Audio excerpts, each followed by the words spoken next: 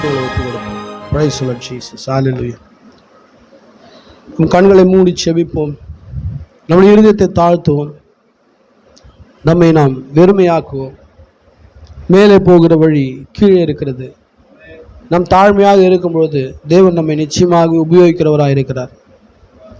நம்ம எந்த ஒரு காரியத்தை நம்மை முன்மாதிரியாக முதன்மையாக வைப்பார். அன்பான சகோதரனே சகோதரியே, உங்களுடைய இருதயங்களை தேவனுக்காக ஒப்பு கொடுங்கள். அவரை முழு இருதயத்தோடு நேசியுங்கள்.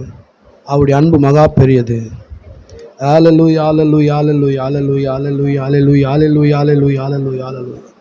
Praise the Lord Jesus. Amen, amen, amen, amen, amen.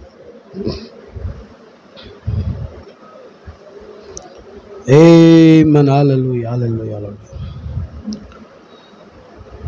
மறக்க முடியாதையா உம் அன்பை மறக்க முடியாதையா, மறக்க முடியாதையா உம் அன்பை மறக்க முடியாதையா.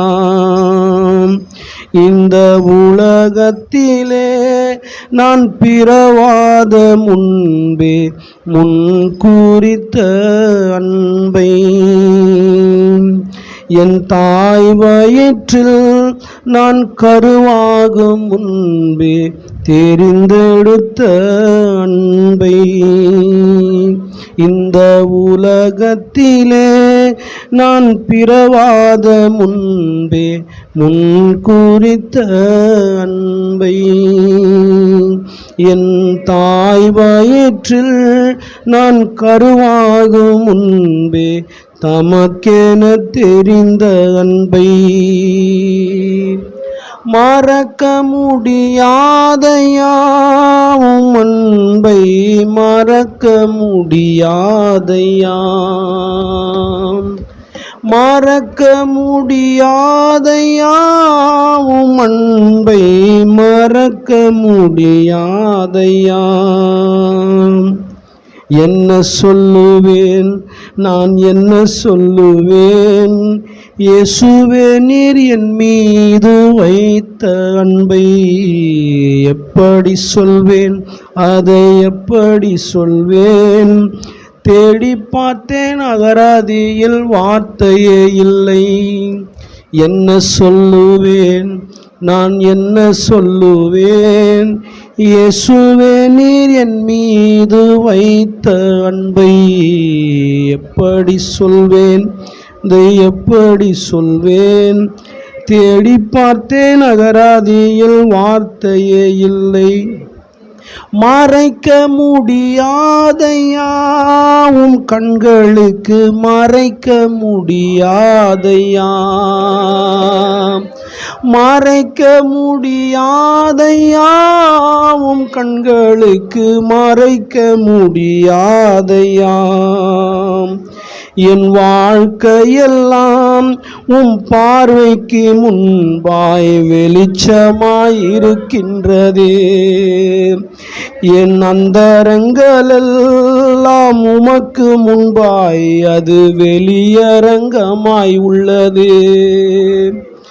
என் வாழ்க்கையெல்லாம் உம் பார்வைக்கு முன்பாய் வெளிச்சமாயிருக்கின்றதே. என் அந்தரங்களெல்லாம் உமக்கு முன்பாய் அது வெளியரங்கமாய் உள்ளதே. மறைக்க முடியாதையா உம் கண்களுக்கு மறைக்க முடியாதையா, மறைக்க முடியாதையா உம் கண்களுக்கு மறைக்க முடியாதையா. என்ன சொல்லுவேன் நான் என்ன சொல்லுவேன், இயேசுவே நீர் என் மீது வைத்த அன்பை எப்படி சொல்வேன், அதை எப்படி சொல்வேன். தேடி பார்த்தேன் அகராதியில் வார்த்தையே இல்லை. தேடி பார்த்தேன் அகராதியில் வார்த்தையே இல்லை. தேடி பார்த்தேன் அகராதியில் வார்த்தையே இல்லை.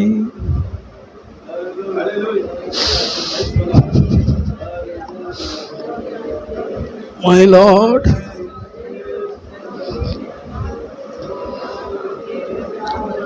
என்னுடைய வாழ்க்கையெல்லாம் உம்முடைய பார்வைக்கு வெளிச்சமாக இருக்கிறது ஆண்டவரே. எங்களுடைய அந்தரங்க கிரியைகள் எல்லாம் உமக்கு வெளியரங்கமாக இருக்கிறது ஆண்டவரே.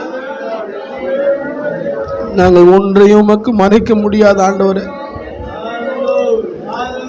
உம்முடைய பார்வைக்கு மறைவானது ஒன்றும் இல்லை என்று வேதம் சொல்லுகிறது. ஆனாலும் நீ எங்களை நேசிக்கிறீர் ஆண்டவரே.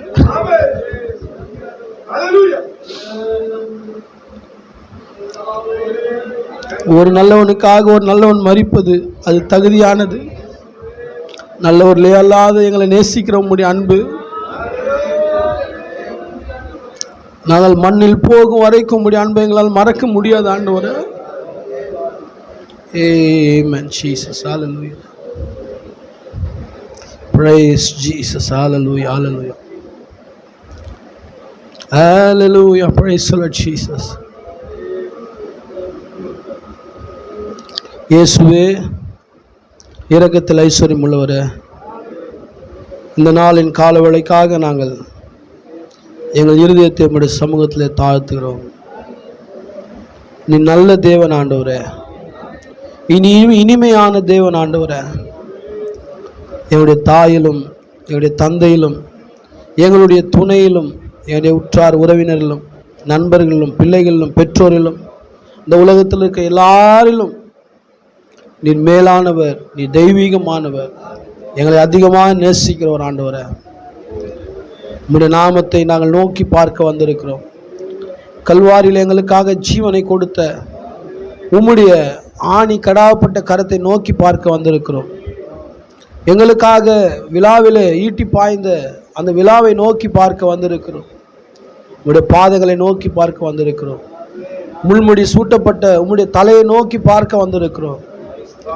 இந்த உலகத்தில் இருக்கிற எங்களுடைய பார்வையை திருப்பி நாங்கள் இயேசுவை நோக்கி பார்க்க வந்திருக்கிறோம். எங்கள் மேல் இரக்கமாயிரும். இந்த நேரத்தை ஆசீர்வதியும். நாங்கள் ஆண்டவரே உம்முடைய கிருபையை நாங்கள் கொண்டவர்களாய் இருக்க எங்களுக்கு உதவி செய்யும். பரிசுத்தாவின் அபிஷேகத்தை எங்கள் உள்ளங்களிலே ஊற்றும். எங்களை ஆண்டவரே நீர் வழி நடத்தும். இந்த நேரத்தை உம்முடைய மகிமைக்காக ஒப்பு கொடுக்கிறேன். வராத சகோதர சகோதரிக்காக செபிக்கிறேன். அடுத்த வாரத்தில் அவர்கள் கலந்து கொள்ள உதவி செய்யுங்க. வந்த ஒவ்வொருவரையும் ஆசீர்வதியும் ஆண்டவரே. கர்த்தாவே, இந்த வேளையிலே சுகவீனமாக இருக்கிற எங்களுடைய சகோதரி சகோதரிக்காக செபிக்கிறேன். சகோதரி யோகபாத்தை உம்முடைய கரத்தில் ஒப்பு கொடுக்கிறோம். அந்த மகளை நினைவு கூறும், அந்த குடும்பத்தை நினைவு கூறும். நீதாமே அவர்களுக்கு பூர்ணமான விடுதலை தரும்படி வேண்டிக் கொள்கிறோம் ஆண்டவரே. சகோதரி ஷீலா ஆண்டவரே கால் உடைந்து வீட்டில் இருக்கிறார்.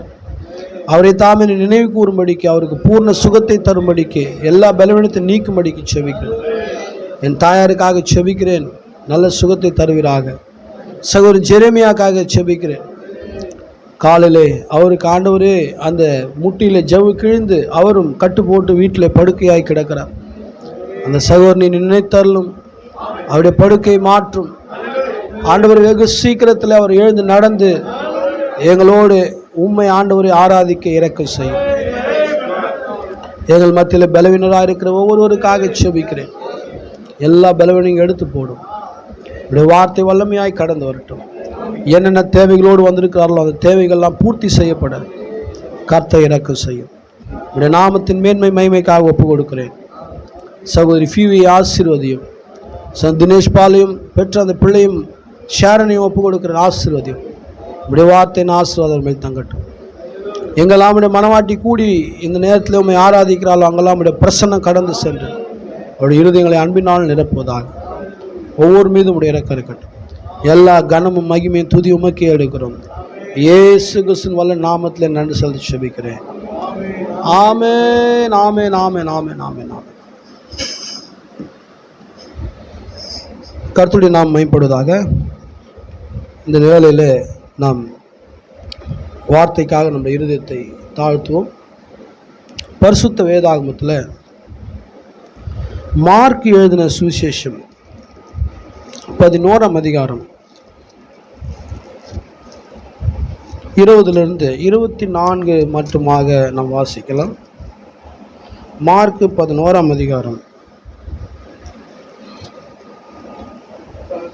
20 24 வரைக்கும் 65வது பக்கம் புதிய ஏற்பாட்டில்.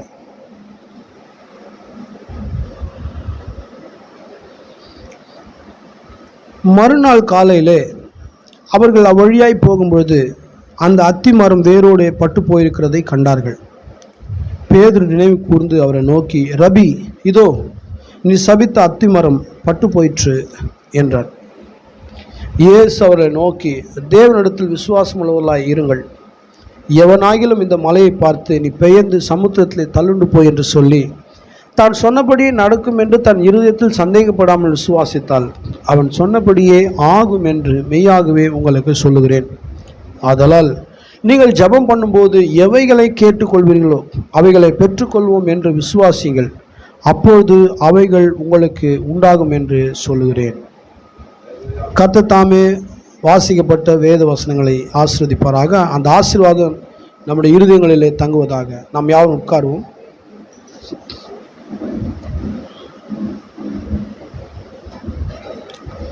Praise the Lord. கர்த்தர் நாம் மகிமைப்படுவதாக. நம்முடைய தீர்க்கதரிசி பிரசங்கித்ததான ஸ்பீக் டு திஸ் மவுண்டெயின், இந்த மலையை பார்த்து பேசு என்கிறதான ஒரு செய்தியிலிருந்து ஒரு காரியத்தை நாம் தியானிக்கலாம். இதனுடைய முழுமையான காரியத்தை நான் பிரசங்க போகிறதில்லை. அதில் ஒரு போர்ஷனை மாத்திரம் நான் பிரசங்கிக்கிறேன். ஸோ இதில் இருக்கிறதான ஒரு அருமையான காரியத்தை மகத்தான தேவன் இந்த வார்த்தையை தியானிக்கும் பொழுது அவ்விதமாக என் சிந்தையில் அந்த காரியம் உதித்தது. அதை நான் அவ்விதமாக தியானித்து கொண்டிருந்தேன். அந்த தியானத்தோடு கூட அநேக காரியங்களை நான் செய்திகளை வாசித்து இவ்விதமான ஒரு பொருளை உங்கள் மத்தியில் கொண்டு வந்திருக்கிறேன். இது உங்களுக்கு நிச்சயமாக பிரயோஜனமாக இருக்கத்தக்கதாக கர்த்தர் உதவி செய்வாராக. ஸ்பீக் டு திஸ் மவுண்டன், இந்த மலையை பார்த்து பேசு அப்படின்னு ஒரு செய்தி இருக்குது. இதில் நான் ஒரு சிறு போர்ஷனை மாத்திரம்தான் எடுத்துருக்கிறேன். ஓகே, இந்த செய்தியில் கர்த்தருடைய தீர்க்கதரிசி என்ன சொல்கிறார் என்றால், இப்போ தீர்க்கதரிசி சொல்கிறார், இப்பொழுது இந்த வேத வாக்கியத்தின் பேரில் பிரசங்கம் பண்ணுவதற்கு நான் என்னைத்தானே நியாயப்படுத்தி கொள்ள முடியவில்லை. இப்போ நாம் வாசித்ததான இந்த பகுதியை குறித்து தீர்க்கதரிசி சொல்கிறார். இந்த வசனத்தை வாசிச்சுட்டு இந்த வேத வசனத்தை நான் படித்து இதை பிரசங்கப்படுத்துறதுக்கு நான் என்ன பண்ணல, இதை பிரசங்கிக்க முடியும், நான் என்னை நியாயப்படுத்திக்கல அப்படி சொல்கிறாருங்க.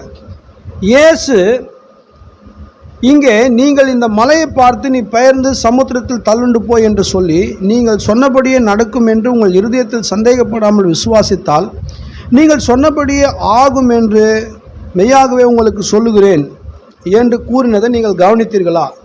இப்பொழுது அது சரி என்று காட்ட என்னால் முடியவில்லை. என்ன சொல்கிறாருங்க? இந்த மலையை பார்த்து நீ பெயர்ந்து சமுத்திரத்தில் தள்ளுண்டு போ அப்படின்னு நான் பிரசங்கிப்பதற்கு அது சரின்னு காட்டுறதுக்கு என்னால் முடியல. ஏனென்றால் என்னால் அதை புரிந்து கொள்ள முடியவில்லை. அவரால் அந்த வசனத்தை புரிந்து கொள்ள முடியல.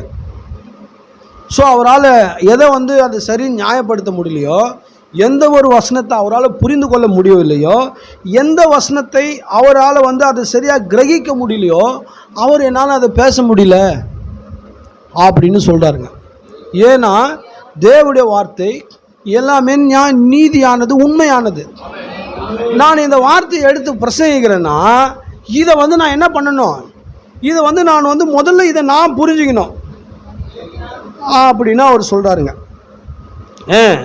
அதுக்கப்புறம் இன்னொரு பர்ஃபெக்ட் ஃபெய்த் என்ற செய்தியில் என்ன சொல்கிறாருன்னா, இது எனக்கு ஒரு புதிராகவே அமைந்துள்ளது. இந்த வசனம் அவருக்கு ரொம்ப நாளாக இது அவருக்கு ஒரு பசில், ரொம்ப புதிராக இருக்குது.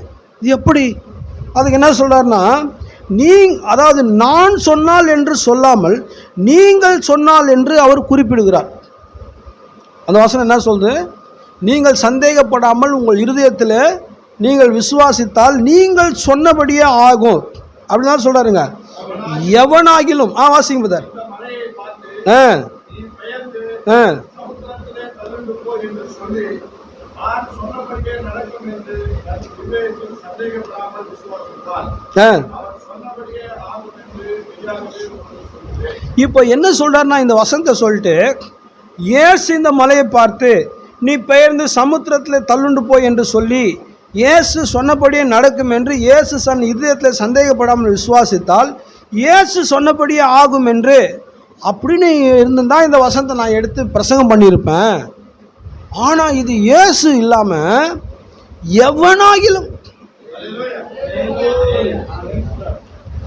அவருக்கு ஏன் இதை நியாயப்படுத்த முடியும்னு சொல்கிறார் பார்த்தீங்களா? அவர் சர்வ வல்லமர், சர்வ ஞானி, அவரால் அது கூடும். அவர் அதை செய்வதற்கான முழுமையான வல்லமை கொண்டவர். அவர் அதை செய்யலாம். அப்போ நான் அதை பிரசங்கிச்சிருப்பேன். ஆனால் எவனாகிலும் இந்த மலையை பார்த்து நீ பெயர்ந்து சமுத்திரத்தை தள்ளுண்டு போய் என்று சொல்லி சொன்ன மனிதன் தான் சொன்னபடியே நடக்கும் என்று சொன்னவர் தன் இருதயத்தில் சந்தேகப்படாமல் விசுவாசித்தால் அந்த சொன்ன நபர் சொன்னபடியே நடக்கும் என்று மெய்யாக உங்களுக்கு சொல்றேன். அல்லேலூயா. இப்போ இதுதான் இவருக்கு என்ன ஆயிடுச்சுன்னா, இது புதிராகுது. எப்படி இது ஆகும்? அவர் சொன்னால் நடக்கும், நான் மனிதன் சொன்னால் நடக்குமா அப்படின்னு சொல்றார். அப்போ உண்மையிலே இந்த வசனம் வேதாகமத்தில் ஒரு கவனிக்கப்படத்தக்க வசனம். அல்லேலூயா. It is outstanding one. கவனிக்கப்படத்தக்க வசனம் சொல்றாரு. பைபிள் காலேஜில் போகும்போது சில வேத வசனங்கள் அவங்க என்ன பண்ணுவாங்களாம், இதெல்லாம் நடைமுறைக்கு சாத்தியமாகாது, இது சும்மா சேர்த்து வச்சுட்டாங்க, இதெல்லாம் நீங்கள் வாசிக்காதீங்கன்னு சொல்லுவாங்களாம், இதெல்லாம் நீங்கள் எடுத்துக்காதீங்கன்னு சொல்லுவாங்களாம். ஆனால் அந்த தீர்க்கதரிசி இந்த வேதத்திலேருந்து ஏதாச்சும் ஒன்றையும் எடுக்காத, ஒன்றையத்தையும் கூட்டாத, இது என்ன சொல்லியிருக்குதோ அப்படியே அது முற்றிலுமானது என்று அவர் சொன்னதுனால பாருங்க, அவர் இந்த சப்ஜெக்டை அவர் டச் பண்ணவே முடியல. அல்லேலூயா. இந்த சப்ஜெக்டை ஏன்னா முதல்ல அவருக்கு இதை குறிச்சதான ஒரு என்ன சொல்லுன்னா, அவருக்கு இதை குறிச்சதான ஒரு நிச்சயம் இருக்கணும். இதை பிரசங்கிக்கிறதுக்கு இதை அவர் புரிந்து கொண்டிருக்கணும். அதனால வெகு நாளாக அவர் இந்த பாகத்தை தொடாமலே இருந்திருக்கிறார். அதனால ஆனால் அப்புறம் சொல்றாருங்க, இந்த வசனம் இந்த வாக்கு தத்தமானது வேறு யாராலையும் செய்யப்படலை, கர்த்தராகிய இயேசு செஞ்சிருக்கிறார். இப்போ இதுதான் இவருக்கு என்னது, வேற யாருன்னா சொல்லியிருந்தா கூட என்ன பண்ணலாம், விட்டுடலாம். ஆனால் இதை சொன்னது கர்த்தராகிய இயேசு கிறிஸ்து. அவர் ஒன்று சொன்னார்னா நிச்சயமாக அது நடக்கும். அல்லேலூயா. பாருங்க, இயேசு கிறிஸ்துவும் ஒரு சீஷர்களும் படகுல போய் கொண்டிருக்கிறாங்க. அவர்கள் கதரேனுடைய தேசத்துக்கு போய் கொண்டிருக்கிறார்கள்.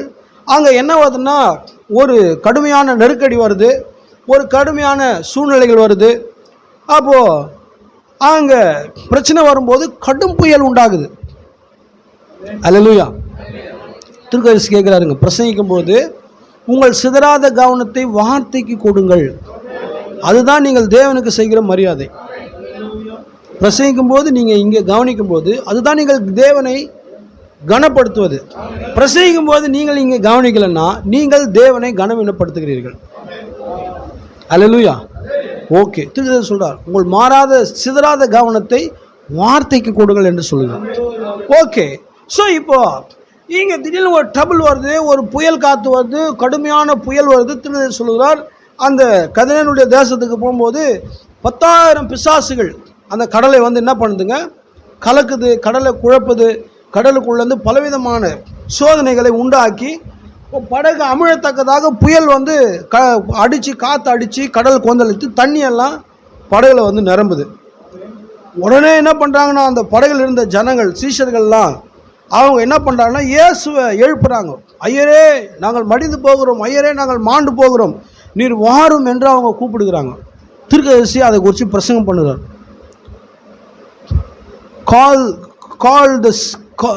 கால் the Jesus into the scene, இயேசுவை காட்சிக்கு அழியுங்கள் அப்படின்னு பிரசங்கம் பண்ணியிருக்கிறார். அல்லேலூயா. ஸோ அவர் என்ன பண்ணார்னா, அவங்க எழுப்பின உடனே அவரை எழுந்து காற்றையும் கடல் கொந்தளிப்பையும் அதட்டுறார். காற்றையும் அதட்டுகிறார், கடல் கொந்தளிப்பையும் அதட்டுகிறார். பாருங்க, அவர் பேசின உடனே காற்று, அந்த கொந்தளிப்பான காற்று அவருடைய பேசின சத்தத்தை கேட்டு அமைதியாகுது. அவர் பேசின சத்தத்தை கேட்டு அந்த கொந்தளிப்பான கடலானது உடனே நின்று போய் அமைதல் உண்டாயிற்று. அப்படிதான் வேதம் சொல்லுது. அவர் அதட்டின உடனே காற்றும் கொந்தளிப்பான கடலும் உடனே அமைதலாயிற்று, நின்று போய் அந்த இடம் முழுவதும் அமைதல் உண்டாயிற்று. உடனே அங்கே சீஷர்லாம் என்ன பேசுகிறாங்க, காற்றும் கடலும் இவருக்கு கீழ்ப்படியுது, இவர் யார், எப்படிப்பட்டவர் இவர் அப்படின்னு அவங்க என்ன பண்ணுறாங்கன்னா அவிதமாக பேசுகிறார்கள். அப்படியாக காற்றை பேசி அமைதிப்படுத்தினவர், கடலை பேசி அமைதிப்படுத்தினவர், ஒரு மரத்தை பேசி அந்த மரத்தை 24 மணி நேரத்தில் அதை பட்டுப்போக செய்தவர், அந்த மாறாத வார்த்தையை பேசுகிறதான, விழுந்து போகாத வார்த்தையை பேசுகிறதான அவர் தாமே இப்போ சொல்லுகிறார், இந்த எவனாகில இந்த மலையை பார்த்து. காற்று கீழ்ப்படியுது, கடலு கீழ்ப்படியுது, மரம் அதன்படியாக நடக்குதுன்னும் போது அப்போ ஒரு மனிதனை குறித்து அவர் சொல்வார் என்றால் அது எப்படி தவறி போக முடியும்? சரிங்களா? அது தவறி போகவே முடியாது. அது நிச்சயமான வார்த்தைகள். அவர் சொன்னால் அது உண்மையாகவே அது தெய்வீகமானது, அது அப்படியே நடக்கக்கூடியது. அவர் சொன்னபடியே அது நடக்கும். ஆனால் இதில் ஒரே ஒரு கண்டிஷன் என்னன்னா, தான் சொன்னபடியே நடக்கும் என்று விசுவாசித்து அதை சொல்லும்போது தான் நடக்கும். அதுதான் அதுக்கான டேர்ம்ஸ் அண்ட் கண்டிஷன்ஸ். சொல்லும்பொழுது அது சொன்னபடியே நடக்கும் என்று தன் இருதயத்தில் சந்தேகப்படாமல் விசுவாசித்தால் நிச்சயமாக அது நடக்கும் என்று சொல்லுகிறார். ஸோ இக்காரியங்கள் யாவுமே பாருங்கள், இந்த வசனத்தை வந்துட்டு கடந்த 2000 வருஷமாக எவ்வளோ பேர் இதை பிரசங்கம் பண்ணியிருப்பாங்க, இது என்ன மாதிரி பிரசங்கம் பண்ணியிருப்பாங்கன்னு நமக்கு தெரியாது. ஆனால் 2000 வருஷங்களுக்கு முன்பாக கர்த்தராகி இயேசு கிறிஸ்து பிரசங்கித்ததான இந்த வார்த்தை, இந்த மார்க்கு 11:23 இந்த வசந்த மெசேஜை பார்க்கும்போது இதை கூட என்னைக்கு பேசியிருக்காருன்னா நவம்பர் 23 தான் பேசியிருக்கார். 11:23 புரியுதுங்களா? இந்த வசனத்தை குறித்து அவர் நவம்பர் 23 பேசியிருக்காருங்க. அப்போ பார்த்தீங்கன்னா இந்த மார்க் 11 இந்த 23, 24 இந்த வசனங்கள் கடந்த 2000 வருஷங்களாக இதை வந்து எப்படி பேசினாங்க, ஏது பேசினாங்கன்னு சபை ஸ்தாபனங்களில் இதை பற்றி ஜனங்களுக்கு அவங்களுக்கு முழுமையான விஷயம் தெரியாது. ஆனால் இது பாருங்கள், இதை குறித்து எனக்கு புதிராக இருந்தது. இது எனக்கு வந்துட்டு இது வந்து எனக்கு வந்து சந்தேகப்படலை. இது எப்படி நடக்கும், இது ஹவ் இட்ஸ் பாசிபிள், இது எப்படி இது வந்து கூடும், இது எந்த விதமாக இந்த சமூகம் நடக்கும், இது எப்படி அவர் சொன்னால் பரவாயில்ல, இது வந்து நான் சொன்னால் நடக்கும்னு சொல்லப்படுது அப்படின்னு யோசிக்கிறார். ஆனால் இன்னொரு பக்கம் என்ன யோசிக்கிறாரு, சொன்னவர் கர்த்தர், அவர் சொன்னால் நடக்கும். அப்போ வந்து ரொம்ப நாளாக இவருக்கு வந்து ஒரு சிக்கலாகுது. மனுஷன் சொன்னால் நடக்காது, ஆனால் மனுஷன் சொன்னால் நடக்கும்னு சொன்னது இயேசு. ரெண்டு பக்கமாக ஒரு பேலன்ஸ் பண்ணுகிறார். அல்லேலூயா. ஆனால் இப்படியாக இருந்த இவருக்கு, புரிந்து கொள்ள முடியாத நிலையில் இவருக்கு திருநர் சொல்றார், இந்த வசனம் என்னை வியக்க வைத்தபடினாலே அநேக விசை இந்த வசனத்தை நான் தவிர்க்கும்படி சென்று விட்டேன். பிரசங்கம் பண்ணும்போது இந்த வசனம் வந்தால் அவர் தவிர்த்துடுவார், இதை வந்து பிரசங்கிக்காமல் தவிர்த்துடுவார். ஏன்னா இது ரொம்ப ரொம்ப என்னாலே புரிஞ்சு கொள்ள முடியாத எப்படி ஒன்று நான் வந்து பிரசங்கிக்கிறதுன்னு அவர் தவிர்க்கும்படி சென்றார். ஆனால் ஒரு நேரம் வந்தது, எந்த வசனத்தை தவிர்க்கும்படி சென்றாரோ, எந்த வசனத்தை புரிந்து கொள்ள முடியாமல் அவர் போனாரோ, எந்த வசனம் அவருக்கு புதிராக இருந்தது என்றாரோ, அந்த வசனத்தினுடைய மேனிஃபெஸ்டேஷன், அந்த வசனத்தினுடைய மாம்சம், அதனுடைய ரியாலிட்டி அவருடைய வாழ்க்கையில் 5 விசை நடந்தது. எத்தனை விசை நடந்ததுங்க பார்த்தீங்களா? நாம் எப்பொழுதுமே தேவனை குறித்து ஏதோ ஒரு காரியம் விசுவாசிகளாக உங்களுடைய இருதயத்தில் ஓடிக்கொண்டே இருக்கணும். தேவையில்லாத ஜங்கு, தேவையில்லாத காரியம், தேவையில்லாத கவலைகள்லாம் வந்து நீங்கள் உங்களுடைய இருதயத்தில் போட்டு நீங்கள் அழுத்தி வச்சுருந்தீங்கன்னா பாருங்கள், உங்களுக்கு தேவனை குறித்து நல்லுணர்வு உண்டாகாது. இதெல்லாம் இருக்கும். இதன் மத்தியில் நீங்கள் தேவனுக்காக வாழணும். தேவனை குறித்த சிந்தை எப்போதும் உங்களுக்குள்ளே இருக்கணும். அப்போ இவருக்கு இந்த காரியங்களை குறித்த சிந்தை இவருக்கு இருக்கும்பொழுது இவருடைய வாழ்க்கையில் நாம் பேசினாலும் எவனாகிலும் அவன் பேசும்போது அது நடக்கணும் போது அதனுடைய ரியாலிட்டி, அதனுடைய ஒரிஜினலான அந்த தன்மையானது அவருடைய வாழ்க்கையில் 5 விசை நடந்தது. 1957 வருஷத்தில் ஒரு முதல் விசையாக இந்த சம்பவம் நடந்தது. திருமதி சொல்லுகிறார், அந்த மலையை பார்த்து சொன்னார், முதன் விசையாக இந்த வசனமானது என்னுடைய வாயினால் பேசப்பட்டு ஒரு தேவனுடைய சிருஷ்டிப்பில் இருக்கிறதான ஒரு சிறு உயிரினமான ஒரு மீனுடைய மேலே இது வந்தது. கேட்குறீங்களா? 1957 இவர் பிரதர் லைல்வுட்டு, பிரதர் பேங்க்ஸ்வுட்டு, இதுவெல்லாம் ஒரு சம்பவம். இதெல்லாம் படித்தா ரொம்ப இன்ட்ரெஸ்டிங்காக இருக்குது. ஓகே, நான் இப்போ அதுலேருந்து அந்த முக்கியமான அந்த எசன்ஸ் மாத்திரம் நம்ம எடுத்துக்கலாம். அவங்க என்ன பண்ணுறாங்கன்னா, இந்த பேங்க்ஸ்வுட் ஃபேமிலி யாருன்னா, இவங்க வந்து யெகோவா விட்னஸை சார்ந்தவங்க. யெகோவா விட்னஸ்னால் அப்படியே உயிரே கொடுக்குற மக்கள் இவங்க. யெகோவா விட்னஸ் டினாமினேஷனை சேர்ந்தவங்க. முதலாக யார் வந்துட்டு இந்த மெசேஜுக்கு வர்றாருன்னா, பேங்க்ஸ்வுட் என்கிறதான சகோதரர் வருகிறார். அவங்க வந்து பார்த்தீங்கன்னா குழந்தையிலேருந்தே அவங்க அப்பா அவங்க தாத்தா எல்லாமே இந்த யெகோவா விட்னஸ் டினாமினேஷனில் உத்தமமாக அவங்க வந்து வளர்க்கப்படுறாங்க. ஆனால் இந்த பேங்க்ஸ்வுடைய பையன் ஒருத்தனுக்கு அவனுக்கு கால் வந்து கிரிப்பிள்டாக இருக்குது. கால் இப்படி வளைஞ்சிருக்கிறதுனால அந்த பையன் வந்து தீர்க்கதரிசனுடைய கூட்டத்துக்கு வரும்பொழுது அந்த பையனுடைய கால் சுகமாச்சு.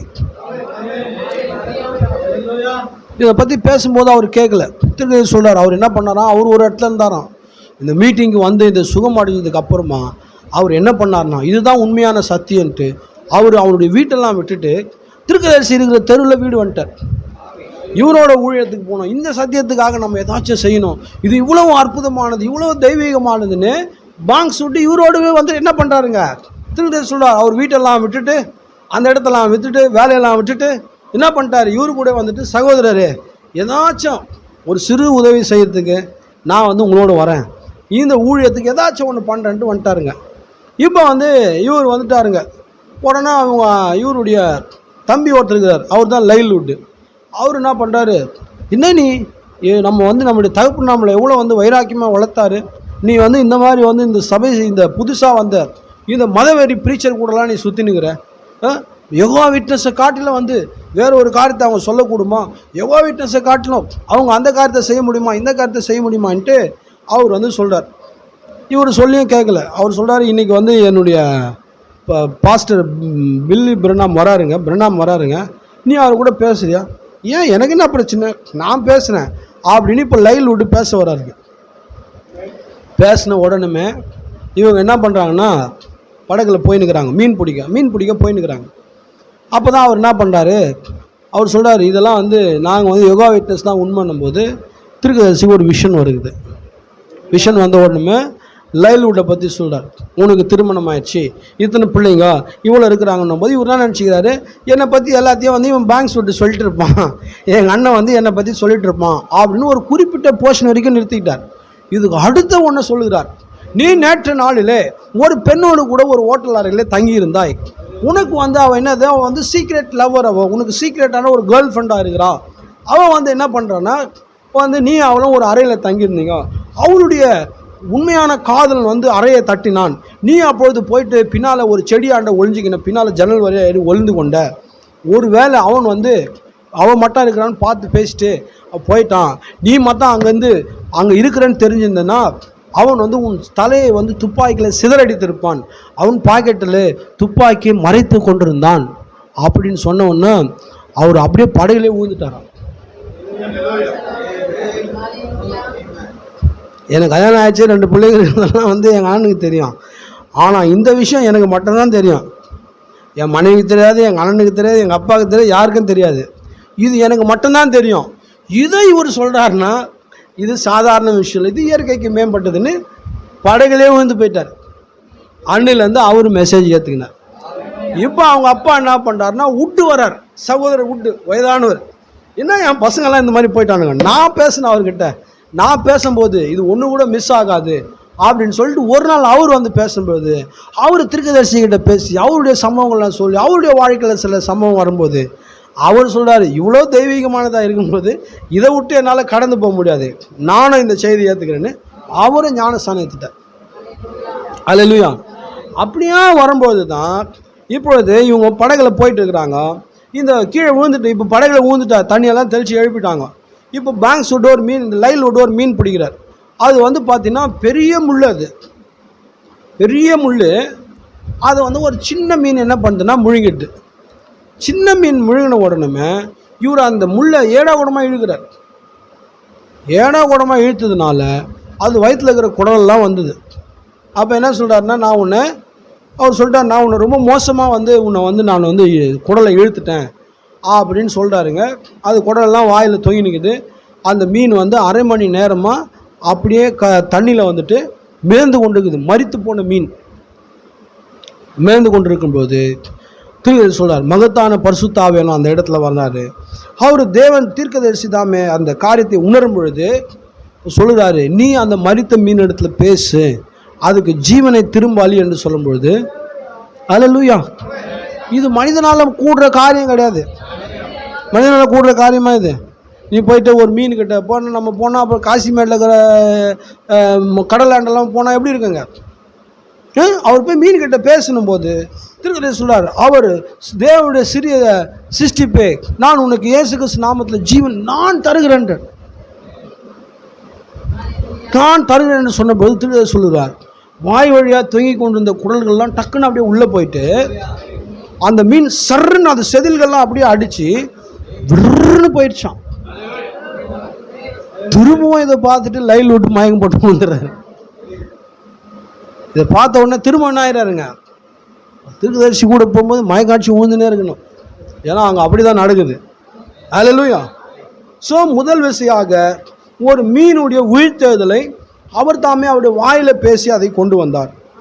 இரண்டாவது விசையாக அதே வருஷம் 1957 பாருங்க, ஒரு அணில்களே இல்லாத நேரத்தில், அணில்களே இல்லாத இடத்துல அந்த தேவன் தாமே உனக்கு எத்தனை அணில் வேணும்னு கேட்குறார். 3 அணில்கள், ரெட் அணில் வேணுன்றாருங்க. அந்த 3 சிவப்பு அணில்களும் அவருக்கு கொடுக்கப்பட்ட பொழுது அவர் தாமே பேசுகிறார், எனக்கு 3 அணில்கள் தேவை என்று சொன்ன பொழுது 3 அணில்களுமே அங்கு இவர் பேசின வார்த்தையின்படி சிருஷ்டிக்கப்பட்டது. முதலாவது ஒன்று வேணுன்றார், இந்த இடத்துல வேணுன்றா அங்கே வருது, இங்கே வேணுன்றா அங்கே வருது, இங்கே வேணும் அங்கே வருது. உடனே அந்த 3மே அவர் தாமே எடுத்துக்கொண்டார். ஸோ முதலாவது ரிசரக்ஷன் நடந்தது. அதுக்கு அடுத்தது கிரியேஷன் நடந்தது. சரிங்களா? முதல்ல என்ன நடந்ததுங்க? உயிர்த்தெழுதல், ஒரு மீனுடைய உயிர்த்தெழுதல். இரண்டாவது சிருஷ்டிப்பு. மூன்றாவது 1959 ரட்சிப்பு உண்டாகுது. இவருடைய வார்த்தையை கேட்டு சகோதரி ஹாட்டி, அந்த அம்மாவுடைய 2 பையன்களும் அவனுக்கு சரியாக வேதம் வாசிக்காமல், ஜெபம் பண்ணாமல், வார்த்தையோடு இசைந்து இல்லாமல் அப்படியே விளையாடிட்டு இருக்கிறாங்க. அந்த அம்மா கிட்ட திருக்கதரிசி வேட்டையினுடைய அனுபவங்களை சொல்லும்பொழுது அவங்க என்ன பண்ணுறாங்கன்னா, அந்த காரியங்கள் அவங்க கேட்கும்பொழுது அவங்க விசுவாசத்தோடு கூட அந்த காரியத்தை மோரியா மலையில் சிருஷ்டிக்கப்பட்ட திருக்கதரிசியின் அழில் சிருஷ்டித்தை குறித்து சொல்லும்பொழுது, மோரியா மலையிலே ஆடு சிருஷ்டிக்கப்பட்ட சம்பவத்தோடு அந்த அம்மா கனெக்ட் பண்ணி இது மெய்யாகவே யெகோவா தான் செஞ்சார் அப்படின்னு சொல்லும்பொழுது, அப்போ ஆண்டவர் சொல்கிறாருங்க, 2 தடவை திருக்கதரிசி பேசினார். இப்போ 3வது விசையாக திருக்கதரிசி அல்லாத ஒரு ஆர்டினரி ஹியூமன், ஒரு விதவையான சகோதரி, எவனாகிலன்னு சொன்னார் பார்த்தீங்களா? அந்த வார்த்தை இப்போ ஒரு ஏழ்மையான எளிமையான ஒரு விதவை தாயினுடைய வாயில் வருது. நீ என்ன ஒன்னா சொல்லு, இப்போ அது நடக்கும். அல்லேலூயா. பாருங்க, தேவனுடைய வார்த்தை மாறாது. எவனாகிலும் எவராகிலும். அல்லேலூயா. பாருங்க, 2000 வருஷமா இது ஒரு புதிரா இருந்தது. ஆனால் நம்முடைய நாட்களில் இது புதிரல்ல. ஏனென்றால் 7ஆம் தூதரின் சத்தத்தின் நாட்களில் எக்காலம் ஊத போகிற போது எல்லா புதிரும் ரிவீல் ஆகும், எல்லா வேத வசனங்களும் நிறைவேறும். அந்த மாதிரி பேசும்போது பிள்ளைகளுடைய ரட்சிப்பை கேட்கும்போது அங்கே விளையாடி கொண்டு சிரித்து கொண்டு இருந்ததான 2 பிள்ளைகள் தன்னுடைய கரங்களை உயர்த்தி கொண்டு எங்களுக்கு இயேசு தேவைன்னு அந்த அம்மா மடியில் விழுந்தாங்க. முதலாவது உயிர்த்தெழுதல், 2வது சிருஷ்டிப்பு, 3வது ரட்சிப்பு, சால்வேஷன். Resurrection, creation, salvation. 4வது ஒன்று நடக்குது. அது எப்போ நடக்குதுன்னா 1963 நடக்குதுங்க. 62 நினைக்கிறேன். பாருங்க, ஒரு பனி புயலானது கனடா தேசத்துக்கு இவர் போகிறார். அக்டோபர் மாதத்தில் போகிறார். அங்கே தான் வருஷம் அக்டோபர் மாதம் 23ஆம் தேதி அவருடைய திருமண நாள். அந்த கோலரோடாவில் இருக்கிறதான, கனடாவில் இருக்கிறதான அந்த மலையில் போயிட்டு இவங்க அதை நினைவு கூறுகிறார். அப்போ கொலரோட காட்டில் மலை உச்சிக்கு ஒரு போகும்போது ஒரு பயங்கரமான பனிப்புயல் வரும் என்று தேசம் முழுவதும் 3 நாள் முன்னாலே அறிவிக்கிறாங்க. இவர் அது பனிப்புயல் வர்றதுக்கு முன்னால் இவர் இறங்கி வராருங்க. கடைலாம் மூடுறாங்க, பெட்ரோல் பங்கெல்லாம் மூடிடுறாங்க. அப்படி அறிவிக்கப்பட்ட பிறகு ரேடியோவில் அனௌன்ஸ் பண்ணுறாங்க கனடா ஃபுல்லாக. இப்போ ஆண்டவர் என்ன சொல்கிறாருன்னா, நீ அந்த மலைக்கு போன்றாரு. அல்லேலூயா. ஊரை அனௌன்ஸ் பண்ணுறாங்க. ஆனால் எந்த இடத்துல ஆபத்து அதிகம், அங்கே தான் மலை பனி அப்படியே மேலே அப்படியே முழு பனி மலை மாதிரி. இப்போ வயநாட்டில் ஒரு லேண்ட்ஸ்லைடிங் நடந்தது இல்லைங்களா, அது மண் அங்கே ஃபுல்லாகவே ஐஸ். அவ்வளோதான், தப்பிக்கிறதுக்கான வாய்ப்பு 1000ல் 1 கூட கிடையாது, 100ல் இல்லை 1000ல் 1 கூட இல்லை. அந்த இடத்துக்கே போன்றார். இவர் அங்கே போன உடனே என்ன நடக்குதுன்னா பாருங்கள், தேவன் அந்த இடத்துக்கு அனுப்பும்போது இயற்கையின் மேலே, மிக கோரமான சீற்றத்தை கொண்ட இயற்கையின் மேலே தேவன் தாமே இந்த எளிமையான மனிதன் தன்னுடைய வார்த்தையை பேசி அதுமே அதிகாரம் கொள்ளுகிறார். அவர் பனி புயல், நீ இப்போது எங்களுக்கு என்ன இப்போது எங்களுக்கு தேவையில்லை அப்படின்னு சொல்லி அவர் என்ன பண்ணுறாருன்னா அந்த பனி புயலை அவர் நிறுத்துகிறார். உடனே இவ்வளோ ப்ரிடிக்ட் பண்ணி இருக்கிறாங்க, எல்லாமே பர்ஃபெக்டாக நடக்குது. ஆனால் ஃபஸ்ட் டைமாக அந்த ப்ரிடிக்ஷன் தப்பாக போயிடுச்சு. அங்கே நல்ல வெயில் பனியெல்லாம் உருக ஆரம்பிச்சு இவர் திரும்பி வருகிறார். அல்லேலூயா.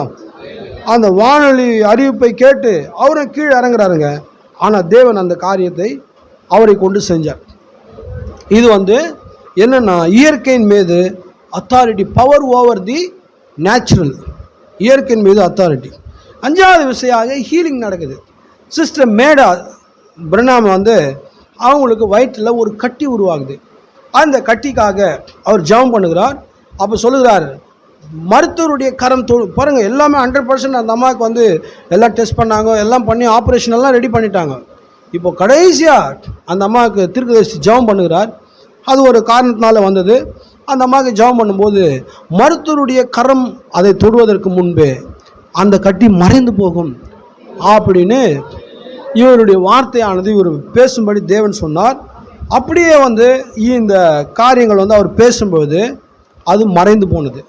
ஸோ 1வது உயிர்த்தெழுதல், 2வது சிருஷ்டிப்பு, 3வது ரட்சிப்பு, 4வது இயற்கையின் மீது அதிகாரம் செலுத்துதல், 5வது தெய்வீக சுகம். இந்த 5 காரியங்கள் அந்த மாதிரி வசனம் தான். இது எவனாகிலும் இந்த மலையை பார்த்து பேசும்பொழுது அப்படியே நடக்கும். அல்லேலூயா. இதுதான் இப்போ நாம் பார்த்த காரியம். இப்போ இது நம்ம என்ன புரிந்து கொள்றோம்னா, இந்த நடந்த இந்த சம்பவங்கள் எல்லாமே இது ஒரு கடினமான சூழ்நிலையின் மத்தியில் நடந்தது. இந்த வார்த்தை பேசி சிருஷ்டிக்கக்கூடியதான இந்த சூழ்நிலையானது இது ஒரு மிக மோசமான ஒரு சூழ்நிலை, மிக கடினமான ஒரு சூழ்நிலை, மிக அழுத்தமான ஒரு சூழ்நிலையில தான் இந்த வார்த்தை பேசி சிருஷ்டிக்கக்கூடிய காரியம் நடந்தது. இயேசு அங்கே கடலில் காற்றையும் கடலையும் அதட்டுகிறார். அப்படி அதட்டுவதற்கு முன்பாக அது மிக மோசமான ஒரு சூழ்நிலையாக இருந்தது. நடுக்கடல் எல்லாம் முழுகிற மாதிரி இருக்கிறாங்க, காற்று அடிக்குது, கடல் அடிக்குது, பாயெல்லாம் கிழியுது, எல்லாரும் பயங்கரமாக கத்துறாங்க, செத்து போயிடும்னு நினைக்கிறாங்க, ஐயோரே நாங்கள் மடிந்து போகிறோன்னு அலறாங்க. அப்படியான சூழ்நிலைக்கு பிறகுதான் அங்கு வார்த்தையானது பேசப்பட்டு அந்த தெய்வீகமான காரியம் நடந்தது. ஸோ நீங்கள் இந்த செய்திகளை வாசிச்சிங்கன்னா இது இப்படி தான் நடந்தது என்பதை நீங்கள் புரிந்து கொள்ளலாம். அப்போது உங்களுடைய வாழ்க்கையில் எவனாகிலும் என்று சொன்னார் இல்லைங்களா, எவனெல்லாம் அந்த நபராக பேசி வார்த்தையை சிருஷ்டிக்கக்கூடிய, வார்த்தையினாலே சிருஷ்டிக்கக்கூடிய, ரட்சிப்பை உண்டாக்கக்கூடிய, ஒரு உயிர்த்தெழுதலை கொண்டு வரக்கூடிய, ஒரு சுகத்தை கொண்டு வரக்கூடிய, இயற்கையின் மீது அதிகாரத்தை கொண்டு வரக்கூடிய காரியத்தை எவரெல்லாம் மலையை பார்த்து பேசினா அது இயற்கையின் மீது அதிகாரம் செலுத்துதல். சரிங்களா? யாரெல்லாம் உயிர்த்தெழுதலை கொண்டு வரணும்னு நினைக்கிறாங்களோ, யாரெல்லாம் ரட்சிப்பை கொண்டு வரணும்னு நினைக்கிறாங்களோ, யாரெல்லாம் சிருஷ்டிப்பை கொண்டு வரணும்னு நினைக்கிறாங்களோ, யாரெல்லாம் சுகத்தை கொண்டு வரணும்னு நினைக்கிறாங்களோ, யாரெல்லாம் எவனெல்லாம் அந்த இயற்கையின் மீது அதிகாரத்தை செலுத்தணும்னு நினைக்கிறாங்களோ அவர்கள் எல்லோருக்கும் ஒரு கடினமான சூழ்நிலை அதற்கு முன்பாக வர வேண்டியது அவசியமாக இருக்கிறது. இதுதான் இன்னைக்கு நம்ம பார்க்க போறோம். இது அப்படியே நான் நேராக போயிட்டு அப்படியே போய் கையை வச்சுன்னா இது ஆகணும், அப்படியெல்லாம் ஆகாது. இது ஒரு ப்ராசஸ். அல்லேலூயா. ஸோ தேவன் தாமே இப்படியான ஒரு மோசமான ஒரு சூழ்நிலையை உங்களுடைய வாழ்க்கையில் அவர் அனுமதிக்கிறவராக இருக்கிறார். உங்களுடைய வாழ்க்கையில ஒரு நோக்கத்துக்காக அவர் அனுமதிக்கிறார். பாருங்க, தேவன் தாமே உங்களை டெஸ்ட் பண்ணும்போது இப்படியான நிலையில நீங்கள் எப்படி ரியாக்ட் பண்றீங்கன்னு பார்க்குறாரு. இன்னைக்கு அநேகர் இந்த செய்தியை விட்டு பின்வாங்கி போயிட்டாங்க. அநேகரால் இந்த செய்தியை இந்த செய்திக்காக நீக்க முடியாது. ஏன்னா இந்த செய்தியை நாம் வாழும்போது எல்லாரும் சமாதானமாகறான், எனக்கு தான் பிரச்சனை. எல்லாரும் மகிழ்ச்சியாகிறான், எனக்கு தான் தொந்தரவு. நான் தான் அதிகமாக உண்மையாக தேவனை நேசிக்கிறேன், உண்மையான சத்தியம் என்கிட்ட தான் இருக்குது, ஆனால் அதிகப்படியான தொந்தரவு எனக்கு தான் இருக்குது. யார் இதன்படி ஜீவிப்பாங்க அப்படின்னு ஓடிடுறாங்க. ஆனால் தேவன் நம்ம இந்த வார்த்தைக்காக அழைத்த பொழுது நம்மை ஒரு சபை விசுவாசியாக அழைக்கல, உன்னை ஒரு இயற்கைக்கு மேம்பட்ட காரியத்தை செய்யும்படிக்கு தேவன் அழைத்திருக்கிறார். இன்னைக்கு இந்த மனவாட்டினுடைய ஃபைனல் மினிஸ்ட்ரி என்ன தெரியுங்களா?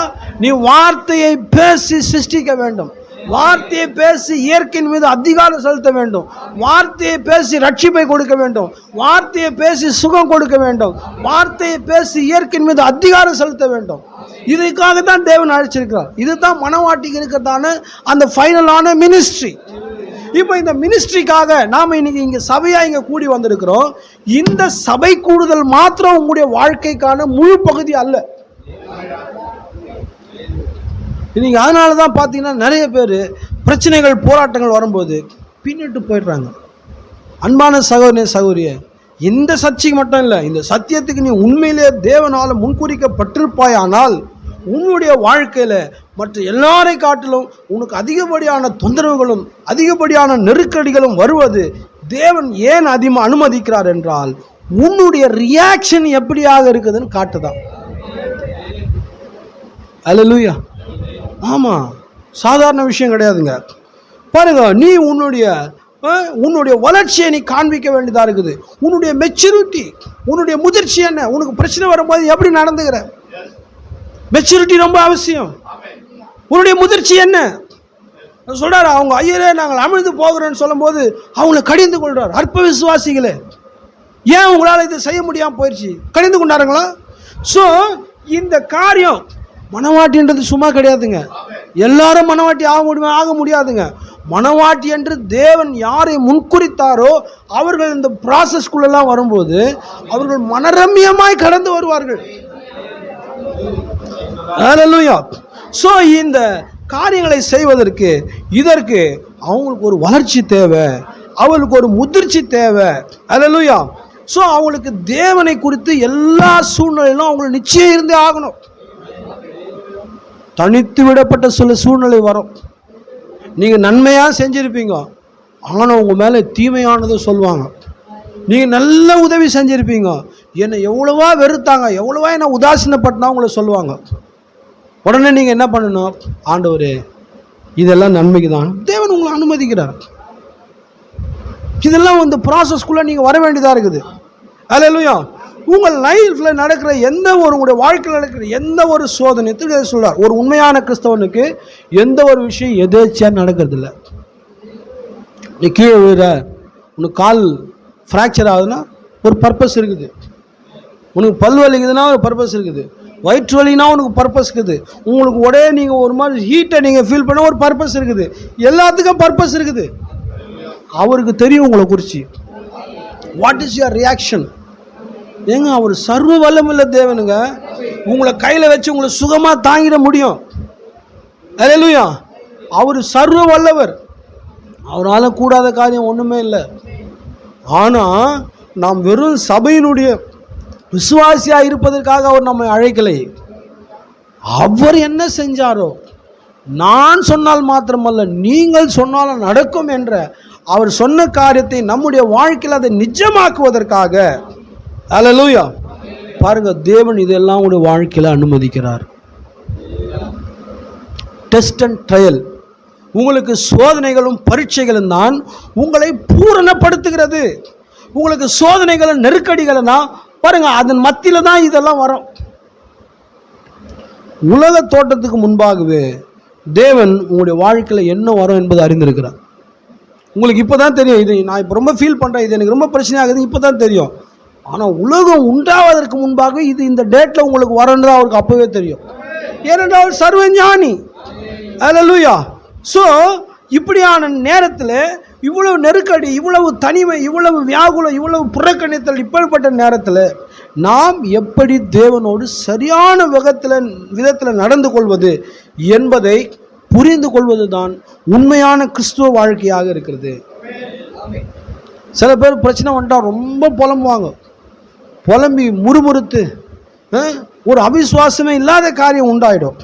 ஆனால் உங்களுக்கு டெஸ்ட் அண்ட் ட்ரையல்ஸ், உங்களுக்கு சோதனைகளும் பரீட்சைகளும் வரலன்னா பாருங்க, உங்களுடைய ப்ரேயர் மாறவே மாறாது.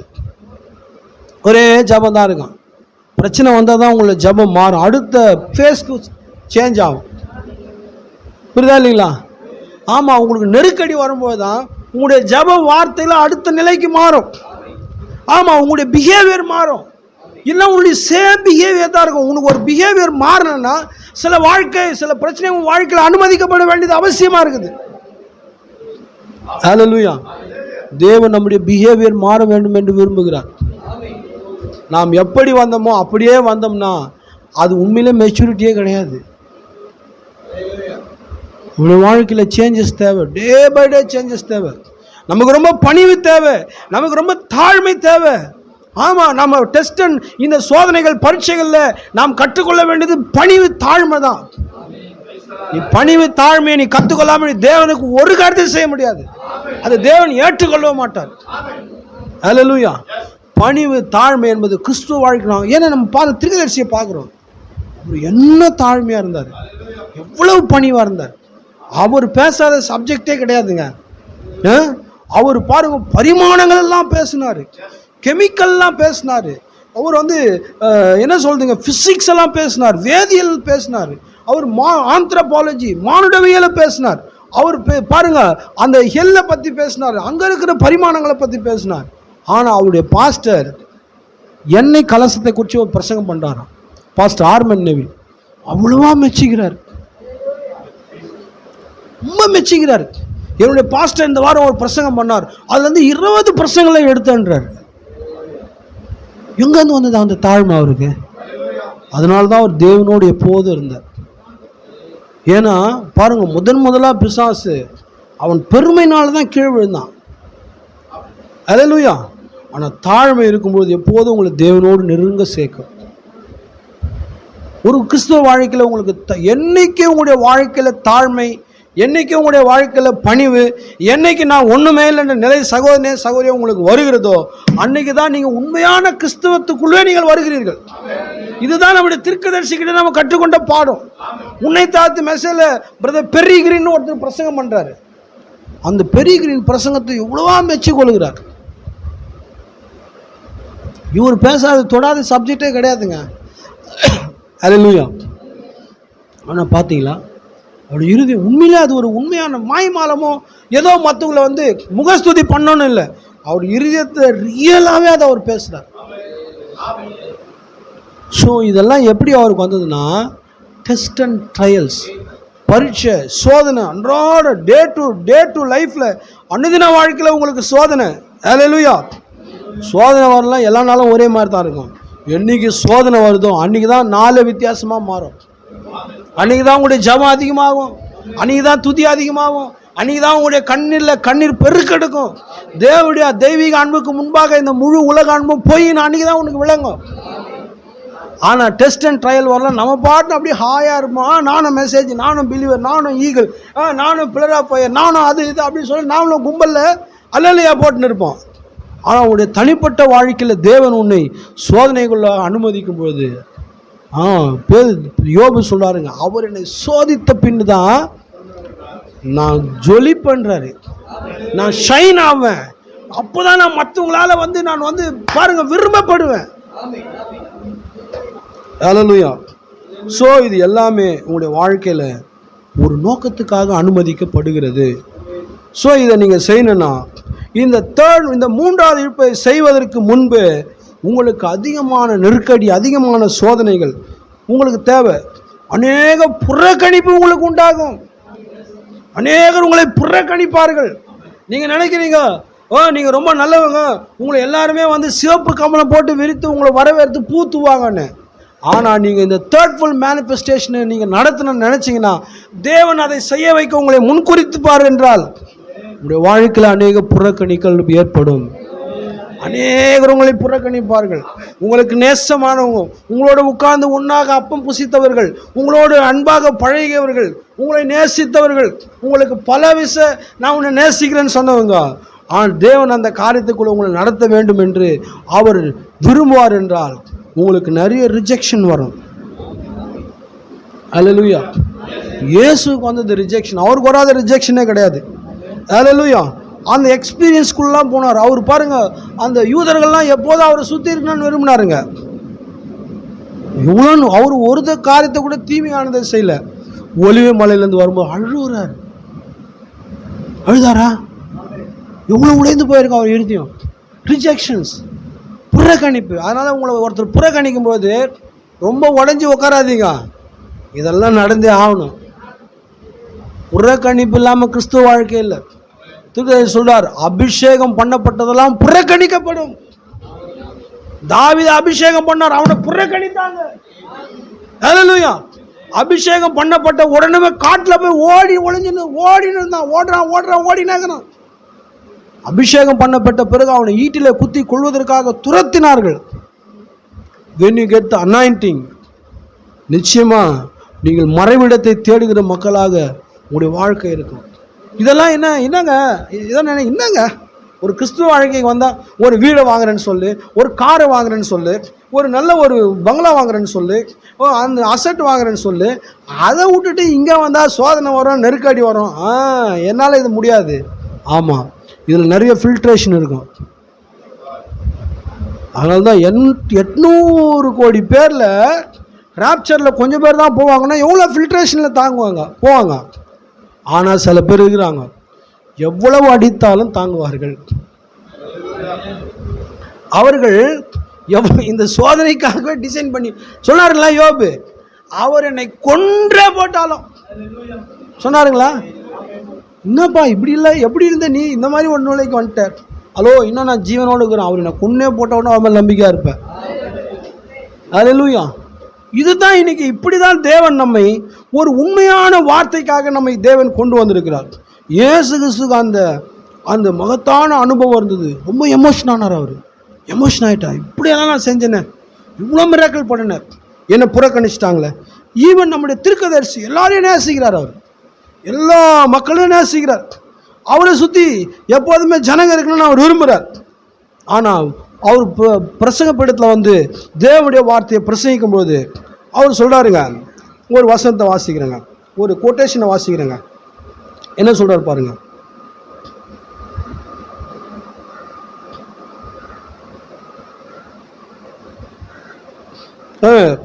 எனது ஊழியத்தின் தற்போதைய கட்டம் என்ற செய்தியில் சொல்றார், கடிதங்கள் எந்நேரம் வந்த வண்ணமா இருக்கின்றன. அன்றொரு நாள் வந்த கடிதத்தில், சகோதரன் பிரணாமே, உங்கள் மேல் நான் அதிக நம்பிக்கை வைத்திருக்கிறேன். ஆனால் நான் சேர்ந்திருக்கும் ஸ்தாபனம் பின்மாற்றம் அடைந்து கொண்டு வருகிறது என்று நீங்கள் கூற கேட்டேன். அன்று முதல் உங்கள் மேல் நான் கொண்டிருந்த நம்பிக்கை அறவே அற்று போனது. லெட்டர் எழுதுறாங்க ஒருத்தர், உங்கள் மேல் நான் ரொம்ப நம்பிக்கை வச்சுருந்தேன், நீங்கள் என்ன சொல்லிட்டீங்கன்னா நான் போயினுக்கிற சர்ச்சு அந்த டினாமினேஷன் அது பின்மாற்றம் அடைஞ்சிச்சின்னு சொன்னீங்க. அன்னையிலேருந்து நான் என்ன ஆகிட்டேன், உங்கள் மேல் வைத்திருந்த நம்பிக்கையை நான் முற்றிலுமாக எடுத்து போட்டேன். என் ஸ்தாபனத்தை சேர்ந்த 25 சகோதரர்கள் உங்கள் கூட்டத்தில் உட்கார்ந்து கொண்டிருந்தனர். நீ சொன்னதை கேட்ட மாத்திரத்தில் நாங்கள் எழுந்து போய்விட்டோம் என்று எழுதப்பட்டிருந்தது. 25 பேர் உட்காந்துக்கிறாங்க. என்ன மிராக்கிள் நடக்குது, என்ன தெய்வீகமான கிரியை நடக்குது, என்ன கண்ணே இல்லாதவனுக்கு கண்ணு உருவாகுது, கையே இல்லாதவனுக்கு கை உருவாகுது. இப்படியான காரியங்கள் நடந்து கூட பாருங்க, அவர் அவங்களுடைய ஸ்தாபனத்தை குறித்து பேசும்பொழுது சில பேருக்கு சொந்தக்காரை பற்றி சொன்னால் கோவம் வந்துடும், சில பேருக்கு ஸ்தாபனத்தை குறித்து சொன்னால் கோவம் வந்துடும், சில பேருக்கு அவங்களுடைய உடையை குறித்து சொன்னால் கோவம் வந்துடும், சில பேருக்கு அவங்களுடைய நகையை குறித்து சொன்னால் கோவம் வந்துடும், சில பேர் அவங்களுடைய கேரக்டரை குறித்து சொன்னால் கோவம் வந்துடும், சில பேர் இப்படி வாங்க அப்படி வாங்கன்னு சொன்னால் கோவம் வந்துடும். உடனே என்ன பண்ணுவாங்க, சர்ச்சுக்கு பாய்காட், நாங்கள் புறக்கணிக்கிறோம் அப்படின்னு புறக்கணிச்சுட்டு போயிடுவாங்க. அவருடைய வாழ்க்கையில் இது நடந்திருக்குது. ஹல்லேலூயா. நீ உண்மையானதை உன்னை சொல்கிற வரைக்கும் நம்ம நண்பர்களாக இருப்போம். நீங்கள் மம்மி, நான் டாட்டர், நீங்கள் ஃபாதர், நான் சன், நாம் ஆல் ஃபேமிலி, அப்படியா இருப்பாங்க. ஆனால் உண்மையான வார்த்தையை நீங்கள் பேசும் பொழுது எல்லாரும் எழுந்து போயிடுவாங்க. நல்லது, திரும்ப சொல்றாரு 121 பேராகிராஃப்ல, நல்லது, எல்லாருமே என்னை கைவிட்டு பிரிந்து போயினர், ஆனால் ஒரு காரியம், அவர் என்னோடு நின்றார். எது வேணும் உங்களுக்கு? எது வேணுங்க? அப்பதான் நினைக்க தோணுது, யார் வேணா ஏந்து போட்டோம்பா, யார் வேணா எனக்கு வந்து என்னை எதிர்க்கட்டும், யார் வேணா என்ன புறக்கணிக்கட்டும், அவர் என் கூட நிற்கிறதா எனக்கு வேணும். அவர் நம்மோடு நிற்பதற்காக நாம் எதையே இழக்கலாம். எதற்காகவும் அவரை நம்ம விடக்கூடாது. ஹல்லேலூயா. திருடர் சொல்லுவார், ஒரு காரியம், அவர் என்னோடு நின்றார். நதியில் எனக்கு கிடைக்க பெற்ற பரம தரிசனத்திற்கு நான் கீழ்ப்படியாதவனா இருக்கவில்லை. அவருக்கு நதியில் நாங்கள் என்ன சத்தம் கேட்டதோ அவருக்கு சொன்ன சத்தத்தை தான் அவர் பிரசங்கித்தார். ஒரே தேவனை பிரசங்கித்தார், இயேசு கிறிஸ்து நாமத்தை பிரசங்கித்தார், சபை ஸ்தாபனுடைய முறைகேடுகளை பிரசங்கித்தார். அதை பிரசங்கித்ததுனால அவங்களுக்கு கோபம். நம்மளை டச் பண்ணாத வரைக்கும் நல்லா தான் இருக்கும், நம்மளை டச் பண்ணிட்டா நமக்கு கோபம் வந்துடும். ஹல்லேலூயா. அதற்கு நான் உண்மையாக இருந்து வருகிறேன், அவர் எனக்கு உண்மையாக இருந்து வந்திருக்கிறார். என்றாவது ஒரு நாள், எப்பொழுது என்று எனக்கு தெரியாது, அவர் என் ஊழியத்தை முடிசூட்டுவார். எல்லாரும் போயிட்டா கூட ஒரு நாள் இருக்குது, நீங்கள் எல்லாரும் உங்களை விட்டு போயிட்டாலும் ஒரு நேரம் இருக்குது, தேவன் உங்களை முடிசூட்டுவார். நீ தனியா நின்னாலும் எனக்காக தான் நின்று பாருங்க. திருச்செந்தூர் தனியாக நிற்க வேண்டிய சூழ்நிலை வந்தாலும் நீ நில், உனக்காக நிற்க வேண்டிய ஒரு நேரம் வரும், நீ உனக்காக நில், உன்னோடு தேவன் நிற்பார். எதுக்காக நம்ம காம்ப்ரமைஸ் ஆக தேவையில்லை. இதெல்லாம் நம்முடைய வாழ்க்கையில் வரும், விசுவாசம் இதெல்லாம் கொண்டு வருவான். உங்களை நேசிச்சவங்கெல்லாம் உங்களுக்கு வந்து என்ன பண்ணுவாங்க, முதுகு காட்டுவாங்க. ஹல்லேலூயா. சொல்றாருங்க, முடிந்த வரைக்கும் நான் உண்மையாக நிலைத்திருப்பேன், அது எப்படி இருக்கும் என்றோ எப்பொழுது நடக்கும் என்றோ எனக்கு தெரியாது. அவர் ஆயத்தமாகும் போது நானும் ஆயத்தமாக இருப்பேன். இங்கு பாருங்கள், நான் தேவனுடைய வார்த்தை என்னும் வஸ்திரத்தை எடுத்து அவருடைய மனவாட்டியை அந்த வார்த்தை என்னும் வஸ்திரத்தை கொண்டு அவருடைய நீதி நிமித்தம் அவளை உடுத்துவிப்பதன் மூலம் அவர் என் ஊழியத்தை முடிசூட்டுவார் என்று நம்புகிறேன். மனவாட்டிக்கான ஆடை, அவர் கொடுத்த ஆடையை, அந்த வஸ்திரத்தை மனவாட்டிக்கு உடுத்து வைப்பதன் மூலம் அவருடைய ஊழியம் முடிசூட்டப்படும். அப்போ மனவாட்டி இல்லாதவங்களாம் என்ன பண்ணுவாங்க, அவரை குறை சொல்லுவார்கள், அவரை பரிஹசிப்பார்கள், அவரை கேலி செய்வார்கள். இதெல்லாம் நடக்கும். அவர் எனக்கு முடிசூட்டிய அந்த நாளில் நான் நின்று கொண்டு, இதோ உலகத்தின் பாவத்தை சுமந்து தீர்க்கிற தேவ ஆட்டுக்குட்டி என்று கூறும்படி செய்வார் என்று நம்புகிறேன். அப்படி சொல்றாருங்க. ஹல்லேலூயா. அப்போ பாருங்க, திருடர் சொல்கிறார், எல்லாருமே அவரை விட்டு போயிட்டாங்க. உங்களை விட்டு எல்லாரும் போவாங்க, உங்களுடைய நண்பர்கள் போவாங்க, நீங்கள் நேசித்தவங்க போவாங்க, உங்களுடைய அன்பை வந்து பொய் எண்ணுவாங்க. இதெல்லாம் உங்களுடைய வாழ்க்கையில் ஒரு டெஸ்ட் அண்ட் ட்ரையல். இதனால் இப்படியெல்லாம் ஆயிடுச்சு அப்படின்னு நீங்கள் ஒருபோதும் வருந்தக்கூடாது. ஏனென்றால் இந்த நிலைகளுக்குள்ளாக, இந்த ப்ராசஸ்க்குள்ளாகத்தான் நீங்கள் வார்த்தையை பேசி, இந்த அனுபவத்தை பெறும்பொழுது தான் நீங்கள் வார்த்தையை பேசி சிருஷ்டிப்பை கொண்டு வர முடியும். பார்த்தீங்களா, 5 காரியம். இந்த 5 காரியத்தை நீங்கள் செய்வதற்கு இதனூடாக நீங்கள் போக வேண்டும். இது வந்து ஒரு அக்கினி குகையாக நீங்கள் வச்சுக்கலாம். இதுக்குள்ளே நீங்கள் போய் தான் வரணும். இதுக்குள்ளே போய் வெளியே வந்ததுக்கு அப்புறம் தான் இப்போ நீங்கள் பேசுவதற்கு சரியான நபராக நீங்கள் மாறுகிறீர்கள். ஹல்லேலூயா. திருக்கர் சொல்லுகிறாருங்க. அடுத்தது, தாவீது ஒரு நாள் தன் சொந்த குமாரனால் சிம்மாசனத்தில் தூக்கி எறியப்பட்ட பிறகு அவன் சிம்மாசனத்தை விரட்டி அடிக்கப்பட்டான். அங்கு கலகம் உண்டாகி இஸ்ரவேலை 2ஆக பிளவுபட்டு தாவீது தன்னுடைய சொந்த குமாரனாலே சிங்காசனத்தின் விரட்டி அடிக்கப்பட்டு அவன் அழுது கொண்டே பட்டணத்தை விட்டு வெளியே சென்றான். அவனுடைய கடைசி நாள் செய்தியை விரும்பாத ஒரு நபர், உங்களுக்கு தெரியும், நான் இவனுக்காக கவலைப்படவே இல்லை. வயோதிப நபரான அவன் ஒரு விதமான முடவனாய் இருந்து அங்கு கூடவே சென்று அவனை பரியாசம் செய்து கொண்டு அவன் தாவீதின் மேல் துப்பினான். யாருங்க? சீமேயி. ராஜா ராஜா ராஜா ராஜா ராஜா ராஜான்னு கூடவே இருந்தவன் இப்போ என்ன பண்ணான், தாவீதை பார்த்து துப்புறான். சும்மா இருப்போமா? நம்ம கூட படைகள்லாம் இருக்குது, கூட பெரிய டீம் இருக்குது, அவனை என்ன பண்ணுவோம் நம்ம? அவன் தாவீதுக்கு என்ன இறுதி வந்து தெரியுங்களா? தாவீதின் மெய்காப்பாளன் பட்டயத்தை உருவி என் ராஜாவின் மேல் துப்பின இந்த நாயின் தலையை நான் வாங்கி போடட்டும் என்றான். என் ராஜா மேலே துப்புற இந்த நாயை நான் வெட்டுறேன்றான். அவனுடைய காட் தாவீது என்ன சொல்றாரு தெரியுங்களா? தாவீதோ அவனை விட்டு விடுங்கள், அப்படி செய்ய கர்த்தர் அவனுக்கு கட்டளையிட்டு இருப்பார் என்று. உங்களை ஒன்று சொன்னா என்ன கோச்சிக்கிறீங்க? ஒன்று சொல்ல வேணாம், 10 காரியங்களை நியாயப்படுத்துறது. நான் இதுக்காகத்தான் செஞ்சேன், அதுக்காகத்தான் செஞ்சேன், அதை பண்ணேன், இதை பண்ணேன், பேசவே முடியல. தாவீது பார்த்தீங்களா, அவன் இருதயத்துக்கு ஏற்றுவேன். ஆண்டவர் எனக்கு சகிப்பு தன்மை தாங்க ஆண்டவர். ஒரு 2 காரியம் இல்லாத என் மேலே சொல்லிட்டு ஆண்டவர், அப்படியே தலைவனையும் கேட்டுக்கிறான் ஆண்டவர். இருக்கிறத சொன்னாலே பிரச்சனை, இல்லாத சொன்னால் இன்னும் பிரச்சனை. என்னைக்கு தான் நம்ம ஒரு சரியான கிறிஸ்துவ நிலைக்கு வரப்போகிறோம்? பார்த்தீங்களா, அவன் ராஜா, சாதாரண ஆள் இல்லை. அவன் ஒன்றுமே பண்ண வேணாம், கண்ணை காமிச்சாலே போதும், வெட்டி கண்டம் போட்டுருவாங்க கூட இருக்கிற மெய்காப்பாளர்கள். சொல்கிறான், வேணாம், அவனை ஒன்றும் செய்யாத.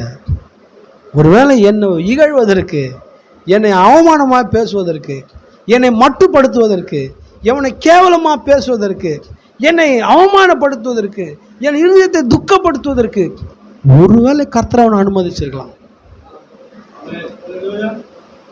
இதுதான் ரியல் கிறிஸ்டியானிட்டி. ஹல்லேலூயா. புரிகிறதா?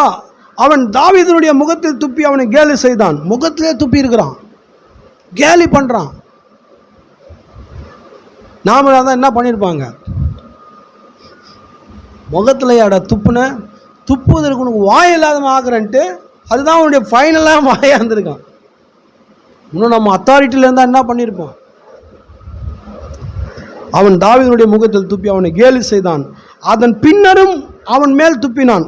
அப்படி செய்ய கர்த்தர் அவனுக்கு கட்டளையிட்டிருப்பார் என்றான். பாருங்கள், அவன் எப்படி திரும்பி வந்தான் என்ற அந்த வரலாறு நமக்கு தெரியும். அதை செய்ய மிகுந்த கிருபை அவசியம் என்று சகோதரன் வேல் எண்ணினார். அவர் என்ன சொல்கிறாராம், இதில் ஒரு விஷயத்தை தீர்க்கதரிசி வந்து சொல்கிறாருங்க. நான் அதை அப்படியே கொண்டு வரேங்க, நம்ம இன்னும் கொஞ்ச நேரத்தில் முடித்து கடந்து போகலாம். ஸோ உங்களுடைய வாழ்க்கையில் இதுதான் நடக்கும். சில மக்கள் உங்களை ரிஜெக்ட், இதுக்கு முன்னால் சீமேயை அவ்வளோ நேசமாகறான். சீமேயை வந்து துரோகி கிடையாது, அவன் ரொம்ப வந்து அடிவருடியாக இருந்தான். யாருக்கு அடிவருடி? தாவீதுடைய அடிவருடி தான் சீமேய். இப்போ புதுசாக ஒருத்தர் வந்துட்டார், அப்சலோம்னு ஒருத்தர் வந்ததுனால, அப்சலோம் கிட்ட போனதுனால இப்போ ப்ரமோஷன் கிடைச்சிக்குது அவருக்கு. அதனால ராஜாவை திட்டுறான். அல்லேலூயா. ஆனாலும் பாருங்க, தாவீது எவ்வளோ ஒரு தெய்வீகமாக நடந்து கொண்டான். உங்களுடைய வாழ்க்கையில் இப்படியான கசப்பான அனுபவங்கள் வரும். உங்களுக்கு பொறுமை அவசியம். நீங்கள் அந்த 3ஆம் இழுப்பை இயக்கக்கூடிய நபரா, அதுதான் மனவாட்டி செய்ய போகிறா, அதை இயக்கக்கூடிய நபரா இல்லையான்றது நீங்களே தீர்மானம் பண்ணுங்க. நான் அந்த 3வது இழுப்பை இயக்கக்கூடிய, நாம் சொன்னதான அந்த ரட்சிப்பு, அந்த சிருஷ்டிப்பு, அந்த உயிர்த்தெழுதல், இயற்கையின் மேல் அதிகாரம் செலுத்துதல், தெய்வீக சுகத்தை அளித்தல், இந்த காரியத்தெல்லாம் நான் செய்ய போகிற நபராக, சகோதரனாக இருக்கிறேன், சகோதரியாக இருக்கிறேன்னு நீங்கள் தீர்மானம் செஞ்சீங்கன்னா, இன்று முதல் ஆண்டவரே எனக்கு அதிகமான பொறுமையை தாங்க ஆண்டவரே. நான் சும்மா சபைக்கு வந்து மனவாட்டின்னு சொல்றதுக்காக நான் வரல. எவனாகிலும் 2000 வருஷமா புதிராக இருந்தது, அவருக்கும் புதிராக இருந்தது. எது புதிராக இருந்ததோ அதையே தேவன் அவருடைய வாழ்க்கையில் நிஜமாக்கினார். நம்ம போன அன்றைக்கே கேட்டேங்க, அவருக்கு எப்படியெல்லாம் டெஸ்ட் வந்தது, எவ்வளோலாம் டெஸ்ட் வந்தது. அல்லேலூயா. எவ்வளோலாம் சோதனைகளாக தீர்க்கதரிசி கடந்து வந்தார். அவருடைய வாழ்க்கையில் அவர் சந்திக்காத சோதனைகளே கிடையாது. அவர் பயங்கர கோபக்காரர், அவங்க அப்பா கடுமையான கோபக்காரர். ஆனால் அவர் கோபக்காரராகவே இல்லை. அல்லேலூயா. நான் ரொம்ப கோபப்படுவேன் அப்படின்னு ஒருத்தர் சொன்னார்னா, அது நல்ல வார்த்தையாக நான் எடுத்துக்க மாட்டேன். அது நானே சொன்னாலும் சரி, யார் சொன்னாலும் சரி. நான் அப்படி இருந்தேன், எனக்கு ரொம்ப கோபம் வரேன்னா, அப்போ நமக்குள்ளே எவ்வளோ தேவனுடைய வார்த்தை நமக்குள்ளே இருக்கிற எல்லா சுபாவங்களையும் எடுத்து போடலன்னா நம்ம இன்னும் அதுக்கு அனுமதிக்கலை. சகோதரியே, நீங்கள் யாராச்சும் அப்படி சொல்லுவீங்கன்னா, நீங்கள் இன்னுமாக தேவனுடைய வார்த்தை உங்களை அனுமதிக்கலை. வேணா நமக்கு சாட்சிகள் இருக்குது. திருவேதி சொல்லுகிறார், நான் கடுமையான, பாருங்க, சின்ன பிரச்சனைங்க துப்பாக்கி எடுத்து சுட போயிட்டாரு.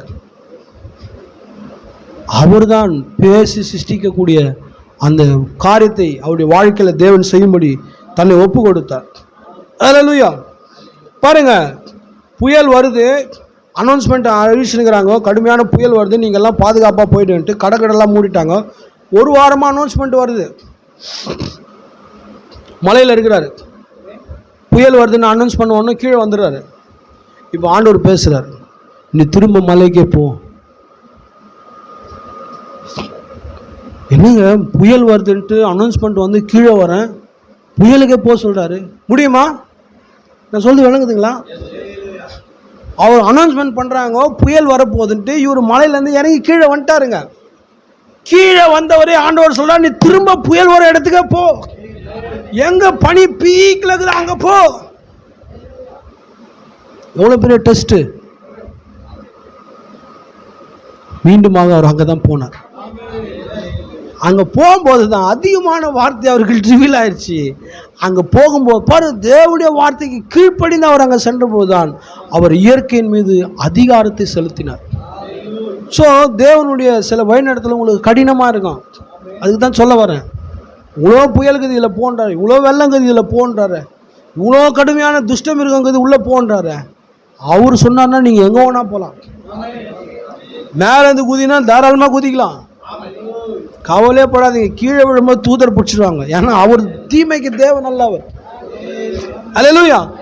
அவருக்கு பிடிச்சி நீங்கள் ஆண்டவர் சொன்னால் கண்ணை மூடி செய்யுங்க, எதுக்கும் நீங்கள் கவலைப்படாதீங்க. அவர் தீமைக்கு தேவன் அல்ல. பையனை வெட்டினாரு, உடனே கேள்வி கேட்கல, வெட்ட போயிட்டாரு. வெட்டினாரா? வெட்ட விட்டாரா? ஆமா, அங்கதான் கிரியேஷனை உண்டாக்குனார். ஆணாடுக்கும் பெண்ணாடுக்கும் இன சேர்ப்பின் மூலம் இல்லாத ஒரு வார்த்தையில உருவான ஆட்டை சிருஷ்டித்தார் மோரியா மலையில். அந்த ஆடு ஸ்போக்கன் வேர்டில் வந்தது. அல்லேலூயா. ஸோ பாருங்க, நீங்க வார்த்தைக்கு கீழ்ப்படியும் போது தான் இந்த முழுமையான ஆசீர்வாதம் உங்களுடைய வாழ்க்கையில் பெற முடியும். இன்னைக்கு இதுதான் மனவாட்டினுடைய பாருங்க, இதுதான் ஃபைனல். இப்போ நம்ம பேசுகிற இந்த விஷயந்தான் மனவாட்டி சிருஷ்டிக்கக்கூடிய அந்த நிலைக்கு போகிறது தான், மனவாட்டினுடைய அந்த மூன்றாம் இழுப்பை இயக்குவது தான் அவருடைய கிளைமேக்ஸாக இருக்குது. நம்முடைய கிளைமேக்ஸாக தான். அப்போ எப்போதான் நம்ம கிளைமேக்ஸுக்கு ப்ரிப்பேர் ஆகுறது? இன்னும் ஆரம்ப காரியங்களே நம்ம சொல்லி கொண்டு இருக்கிறோம். கீழே போகாதீங்க, அங்கே போகாதீங்க, இது நம்ம சொல்லி கொண்டு இருக்கிறோம். இதுவல்ல, நம்ம மேலானதை நாடக்கூடியவர்களாக தேவன் இன்னைக்கு கொண்டு வந்திருக்கிறார். அல்லேலூயா. அவர் தாங்க பனிப்புயலை அனுப்பினார். அல்லேலூயா. அந்த பனிப்புயலூடாக இவர் போகும்பொழுது அதிகமான வார்த்தையை அவர் தான் அளித்தார். அல்லேலூயா. ஸோ பாருங்க, அவர் நீ பனிப்புயல்லேருந்து நீ விலகி ஓடாத, எந்த பனிப்புயல் வருதோ அதற்குள்ளே நீ போன்னு சொன்னாருங்க. அங்கே போகும்போது தான் தேவனோடு கூட ஒரு நெருங்கின உறவை, ஒரு நெருங்கின உணர்வை அவரால் பெற முடிந்தது. தேவன் சில ப்ரோக்ராம் அப்படி தான் வச்சுக்கிட்டு அவங்களுடைய வாழ்க்கையில் ரொம்ப ஹார்டாக இருக்கும், சில ட்ரையல்ஸ் ரொம்ப கஷ்டமாக இருக்கும். இந்த நாள் எப்படி எனக்கு போகும், இந்த நேரம் எப்படி போகும்னு சில டைம்ஸ் உங்களுக்கு வரும். ஜபத்தோடு கடந்து போங்க. உங்களால் கடக்க முடியாது ஒன்றுமே கிடையாது. நீ ஆறுகளில் நடந்தாலும் பாருங்க, ஆறுகள் உங்கள் மேல் புரள்வதில்லைன்னு ப்ராமிஸ் பண்ணியிருக்கார். அக்கினியில் நடந்தாலும் அக்கினி உங்களை பற்றாதுன்னு ப்ராமிஸ் பண்ணியிருக்கிறார். துஷ்ட மிருகங்கள் மத்தியிலே போனாலும் பாருங்க, உங்களுக்கும் துஷ்ட மிருகத்துக்கு இடையில உருவின பட்டயத்தோடு தானியேலுக்கு நின்ற தேவன் உங்களுக்காக நிற்பார். உண்மையான தேவன் அவர். உங்களெல்லாம் ரொம்ப நேசிச்சிருக்கிறார், இன்னுமா நேசிக்கிறார். உங்களை கொண்டு இந்த மார்க் 23:11-23 செய்வதற்காகத்தான் you are under the process. ஏற்கனவே சொல்லியிருக்கேன், ரோட்டில் வேலை செய்யும்போது கார்பரேஷனோ ரோட்வேஸோ ஹைவேஸோ வேலை செய்யும்போது போர்டு ஒன்று வைப்பாங்க, மென்ஸ் அட் ஒர்க் ஒரு போர்டு இருக்கும். ஆட்கள் வேலை செய்கிறார்கள். இன்னைக்கு காட் அட் ஒர்க். உங்களுடைய வாழ்க்கையில் கர்த்தர் கிரியை செய்து கொண்டிருக்கிறார். We are not a denomination. எனக்கு கார் இல்லை, பங்களா இல்லை, எனக்கு நல்ல சுகம் இல்லை, வியாதியாக இருந்தால் கூட கர்த்தரும் வாழ்க்கையில் இருக்கிறார். எலிசா வியாதியில் தான் மரித்து போனார்.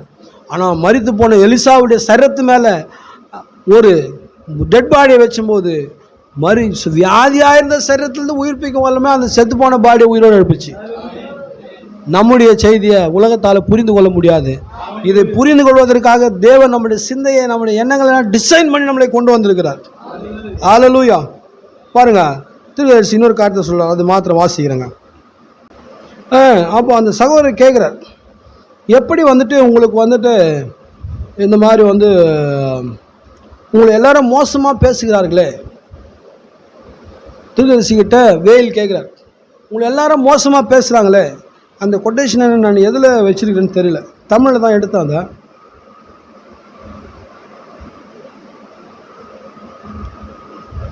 கிறிஸ்து தேவனுடைய ஒரு நிமிஷம் இருங்க, அது நான் எடுத்து வாசிச்சது நல்லதுன்னு நினைக்கிறேன்.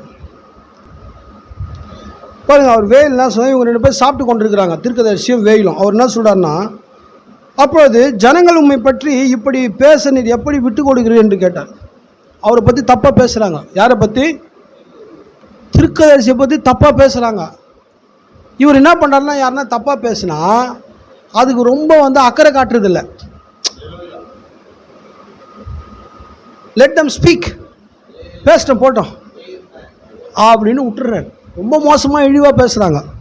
அப்போ அவர் கேட்குறாரு, ஜனங்கள் 44வது பேராகிராஃப், கிறிஸ்து தேவனுடைய வெளிப்படுத்து பரமர கிறிஸ்து தேவனுடைய அது தமிழில் இருக்குது, கரெக்டு. இப்போது ஜனங்கள் உண்மை பற்றி இப்படி பேச நீர் எப்படி விட்டு கொடுக்கிறீர் என்று கேட்டார். சொல்கிறார், அவர் வேயில் ஒரு சிறந்த மனிதர் அப்படியெல்லாம் சொல்லிட்டு திருக்க சொல்கிறார், திடீரென்று பதட்டம் அடையாதீர்கள். நம்மளை யாருன்னா ஒருத்தர் பேசிட்டா நம்ம என்ன பண்ணுறோம்? முதல்ல அவரது பதட்டம் தான் ஆகும். முடியெல்லாம் அப்படியே இப்படி நின்றுக்கும், மூக்கு வேர்க்கும், கண்ணெல்லாம் ரெட் ஆகும். அந்த மாதிரி ஆகாதீங்க, அமைதியாக அமர்ந்திருங்கள். அதை செய்கிறவர் தேவனே. என்ன ஒருத்தர் அவதூறாக பேசுகிறான்னா அது யார் செய்கிறா? தேவன் எனக்கு அதை செய்கிறா. அது உங்களுக்கு சரியாக இருக்கலாம். பார்த்தீங்களா, திருநெல்வேலி சொல்கிறாருங்க.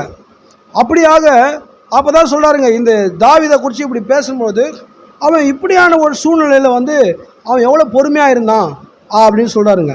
ஆமாம், நாம் அந்த விதமாக செய்யக்கூடாதுங்க. அப்போது தேவன் தாமே உங்களுக்கு அனுமதிக்கிறதான இந்த சோதனைகள், இந்த நெருக்கடியான காரியங்களில் நீங்கள் தாமே பயிற்றுவிக்கப்பட்டு அந்த மகத்தான காரியத்தை செய்வதற்கு தேவன் உங்களை தகுதிப்படுத்துகிற நிலைக்கு உங்களை கொண்டு வருகிறார். முதல்ல நாம் அதை நம்முடைய சிந்தையில் நினைக்க வேண்டியது அவசியமாக இருக்குது. நம்ம உடனே பிரச்சனைகளை பண்ணி உடனே நம்ம கோவப்பட்டு உடனே நம்ம தொந்தரவுகள்லாம் உண்டாக்கக்கூடாதுங்க. இப்போ பாருங்கள், தீர்க்கதரிசி சொல்கிறாருங்க,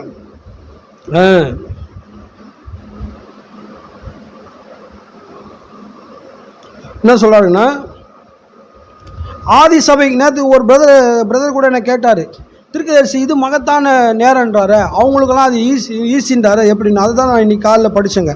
ஆதி சபை காலங்களில் ஒரு கிறிஸ்துவன் சபையை சேர்ந்த நிமித்தம் அல்லது கிறிஸ்துவை சார்ந்த நிமித்தமோ தலை வெட்டப்பட்டான். கிறிஸ்துவை சேர்ந்து கிறிஸ்துதான் அறிக்கை தலை வெட்டப்பட்டான். அவன் கொல்லப்பட்டு தன் துன்பத்திலிருந்து விடுதலை அடைந்து தேவனை சந்திக்க வேகமாக சென்று விட்டான்.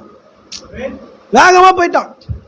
அவனே போய் வாலண்டரியாக போயிட்டு சொல்லணும். இப்போ இன்னைக்கு முதலமைச்சருக்கு இயேசு உண்மையான தெய்வன் நீ சொல்லும் போது உன்னை வெட்டுறாருன்னா நீயே மனு பண்ணணும், ஐயாவை பார்க்கணுன்ட்டு. என்ன ஐயா சொல்லு, இயேசு தான் ஐயா உண்மையான தெய்வம் அப்படியா சொல்கிற? அப்படியே மண்டையை பிடிச்சி ஒரே வெட்டு கழுத்தில் வெட்டுருவாங்க. போயினா அப்படியே துடிச்சு வேகமாக நீ பரலோகத்துக்கு போயிடலாம். ஆனால் இப்பொழுதோ சத்ரு சபையின் பேரில் வந்துக்கிறான். இன்னைக்கு அப்படியெல்லாம் கிடையாது. இன்னைக்கு சர்ச்சாவே வந்துட்டான் அவன். அது மிகவும் வஞ்சிக்கத்தக்கதாய் உள்ளது. இது மிகப்பெரிய வஞ்சகத்தின் காலம். கிறிஸ்து அவ்விதம் கூறியுள்ளார்.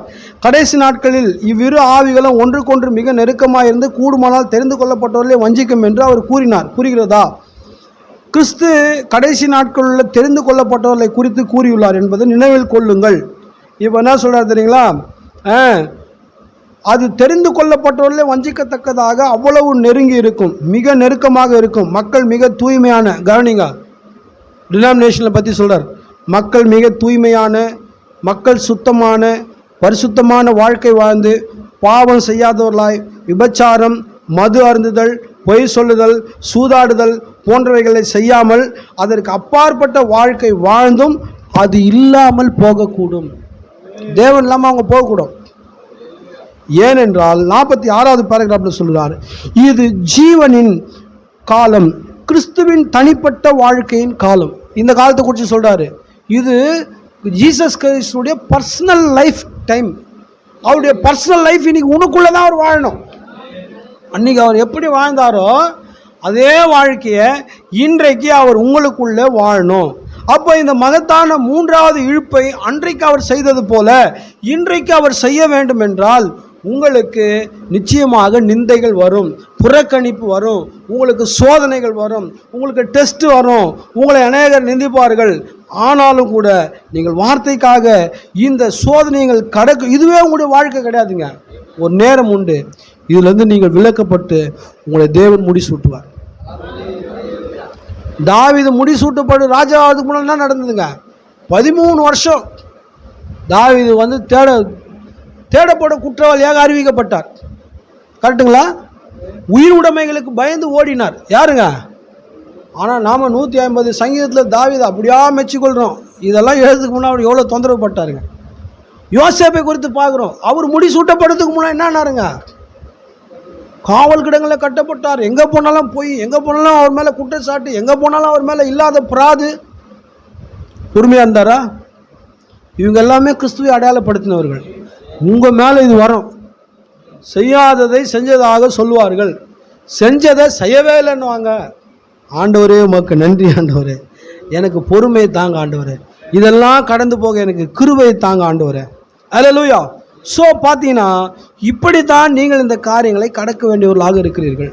வேதாகமத்தில் பார்த்தா எல்லார் மேலேயும் இப்படி தான் வந்தது. இயேசு கிறிஸ்து செய்யாதெல்லாம் செஞ்சேன்னாங்க. அவர் பிசாசின் தலைவர். நாங்கள் பிசாசை சிருஷ்டித்தவர் அவர். லூசிபருக்கு அவர் தான் காடு. ஆனால் அவர் தான் வந்து பிசாசை வந்து என்ன, அவர் வந்து பிசாசு தலைவன்ட்டாங்க. அவர் ஒரே விட்டு அவனை தள்ளி விட்டார். அவர் செஞ்சதை செய்யாதாகவும் செய்யாத செஞ்சதாகவும் ஜனங்க அவ்வளோ மேலே குற்றச்சாட்டை கொண்டு வந்தாங்க. அதே மாதிரி தான் இன்னைக்கு உங்கள் மேலேயும் வரும். திருக்கதரிசி மேலேயும் வந்தது. அவர் தேர்ட் பிள்ளை வந்து என்ன பண்ணார்? இயக்குனார். பாருங்க, அவன் சொந்த பிள்ளை ரட்சிக்கப்படலை. ரைட்டு எவ்வளோ ஒரு சோதனைக்குள்ளே அந்த அம்மா கடந்து போயிருக்கோம். அந்த சோதனையினூடாக வரும்போது தான் அவங்க வாயில் 3வது இழுப்பு கிரியை செஞ்சுது. எனக்கு ஒன்றும் வரக்கூடாது, நான் அப்படியே போயிட்டு அப்படியே வருவேன், நான் மனவாட்டியாக இருப்பேன்னா நோ வே, முடியவே முடியாது. அல்லேலூயா. நம்ம சபை ஸ்தாபனத்தினுடைய மக்கள் அல்ல. பாருங்க, ஸ்தாபன பிரீச்சர்லாம் இந்த வசந்தத்தை தேடி பிரசங்கம் பண்ணுறாங்கன்னா, உனக்கு மலை போன்ற துன்பம் வரும். நீ பேசும்போது மலை போன்ற துன்பம்லாம் போயிடும். அதுதான் அவன் சொல்லுது.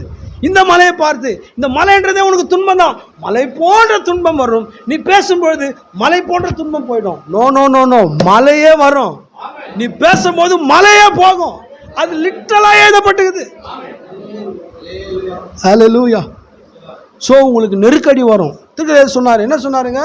when the squeeze comes, உனக்கு நெருக்கடி வரும்போது, தொல்லை வரும்போது, அப்போது 3வது இழுப்பை பாருனார் சொன்னாருங்களா? எப்போ நீ 3வது இழுப்பை பார்க்க முடியும்? நெருக்கடி வரும்போது தான். உன் வாழ்க்கையில் உனக்கு இந்த வியாதி சுகமே ஆகாதுன்னு சொல்லுவாங்க. உனக்கு கேட்குறீங்களா?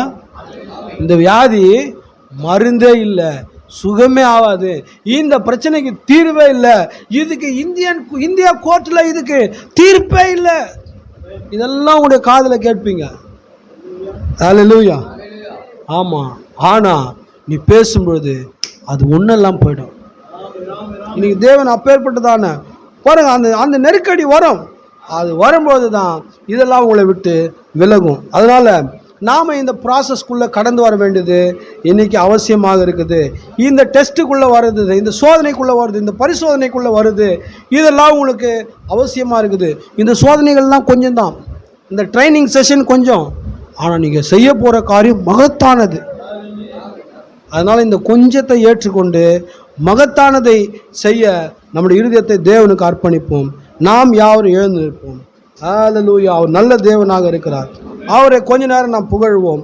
உங்களுடைய வாழ்க்கையில் வந்த சோதனைகள், நீங்கள் எதிர்கொள்ளுகிற பிரச்சனை போராட்டங்கள், நீங்கள் எதிர்கொள்ளுகிற நெருக்கடிகளுக்காக ஆண்டவரே நன்றி, எனக்கு தாங்கிற சக்தியை தாங்க, எனக்கு கிருபை தாங்க என்று தேவனிடத்தில் உங்களை ஒப்பு கொடுத்து அறிக்கை செய்து அவரை ஸ்தோத்தரியுங்கள். ஹல்லேலூயா, ஹல்லேலூயா, ஹல்லேலூயா, ஹல்லேலூயா, ஹல்லேலூயா. கொஞ்சம் பிரைஸ் பண்ணுவோம். ஹல்லேலூயா.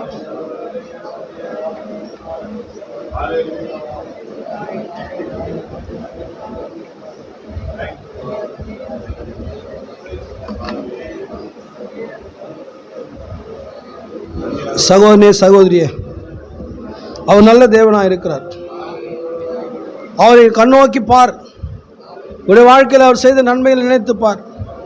உன்னுடைய சோதனைகளுக்காக நீ கலங்கி தவிக்காதே. அவர் இப்போதும் உன்னை தாங்குகிறவராக இருக்கிறார். உன் இருதயத்தை அவருக்கு ஒப்புக்கொடு. அவரிடத்தில் உன்னை தாழ்மைப்படுத்து.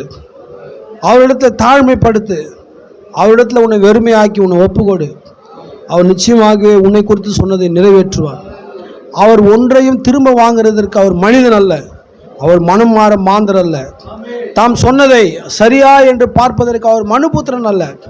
அவர் சர்வ வல்லமுள்ள சிருஷ்டிகர்த்தர். அவருடைய தீர்மானம், அவருடைய தெரிந்து கொள்ளுதல் மிக சரியானது. நம்மை தெரிந்தெடுத்து அவருடைய தெரிந்து கொள்ளுதல் மிக சரியானது. அவரை கொஞ்ச நேரம் நாம் புகழ்வோம். ஆண்டவரே, நீ நல்ல தேவன் ஆண்டவரே, நீ நல்ல தேவன் ஆண்டவரே. ஹல்லேலூயா, ஹல்லேலூயா, ஹல்லேலூயா. உமக்கு ஸ்தோத்திரம், ஸ்தோத்திரம், ஸ்தோத்திரம். உடைய இரக்கத்துக்காக, கிருபைக்காக நன்றி, நன்றி, நன்றி, நன்றி ஆண்டவரே, நன்றி ஆண்டவரே. ஹல்லேலூயா, ஹல்லேலூயா, ஹல்லேலூயா. ஸ்தோத்திரம். எல்லாரும் ஸ்தோத்திரிப்போம். ஒவ்வொரு நாவும், ஒவ்வொரு வாயும், ஒவ்வொரு உதடும் கர்த்தரை துதிக்கட்டும். அவருக்கு நன்றி செலுத்துங்க. நீ உங்களை இந்த மகத்தான நோக்கத்துக்காக அழைத்ததுக்காக நன்றி செலுத்துங்க. ஸ்தோத்திரம், ஸ்தோத்திரம், ஸ்தோத்திரம், ஸ்தோத்திரம், ஸ்தோத்திரம், ஸ்தோத்திரம், ஸ்தோத்திரம். மலைகள் பெயர்ந்தகன்றிடினும், நீலை மாறி புவி அகன்றிடினும், மலைகள் பெயர்ந்தகன்றிடினும், மாறிடுமோ அவர் கிருபை என்னாலும், ஆறுதல் எனக்கவரே. மாறிடுமோ அவர் கிருபை என்னாலும், ஆறுதல் எனக்கவரே. எனக்கொத்தாசை வரும் பர்வதம் நேராயின் கண்களை ஏறெடுப்பே. எனக்கொத்தாசை வரும் பர்வதம் நேராயின் கண்களை ஏறெடுப்பே. வலப்பக்கத்தில் நிழல் அவரே, வழுவாமல் காப்பவர் அவரே. வலப்பக்கத்தில் நிழல் அவரே. சூரியன்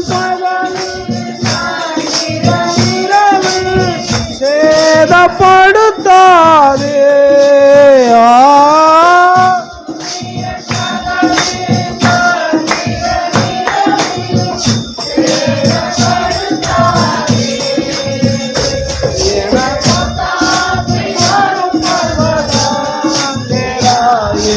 கண்களை ஏறெடுப்பே.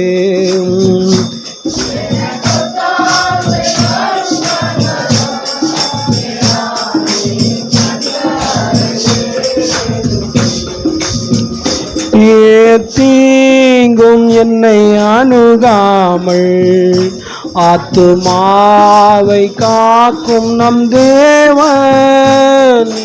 தீங்கும் என்னை அணுகாமல், சூரியன் செய்து முதலா போக்கையும் காப்பாரே இது முதலா.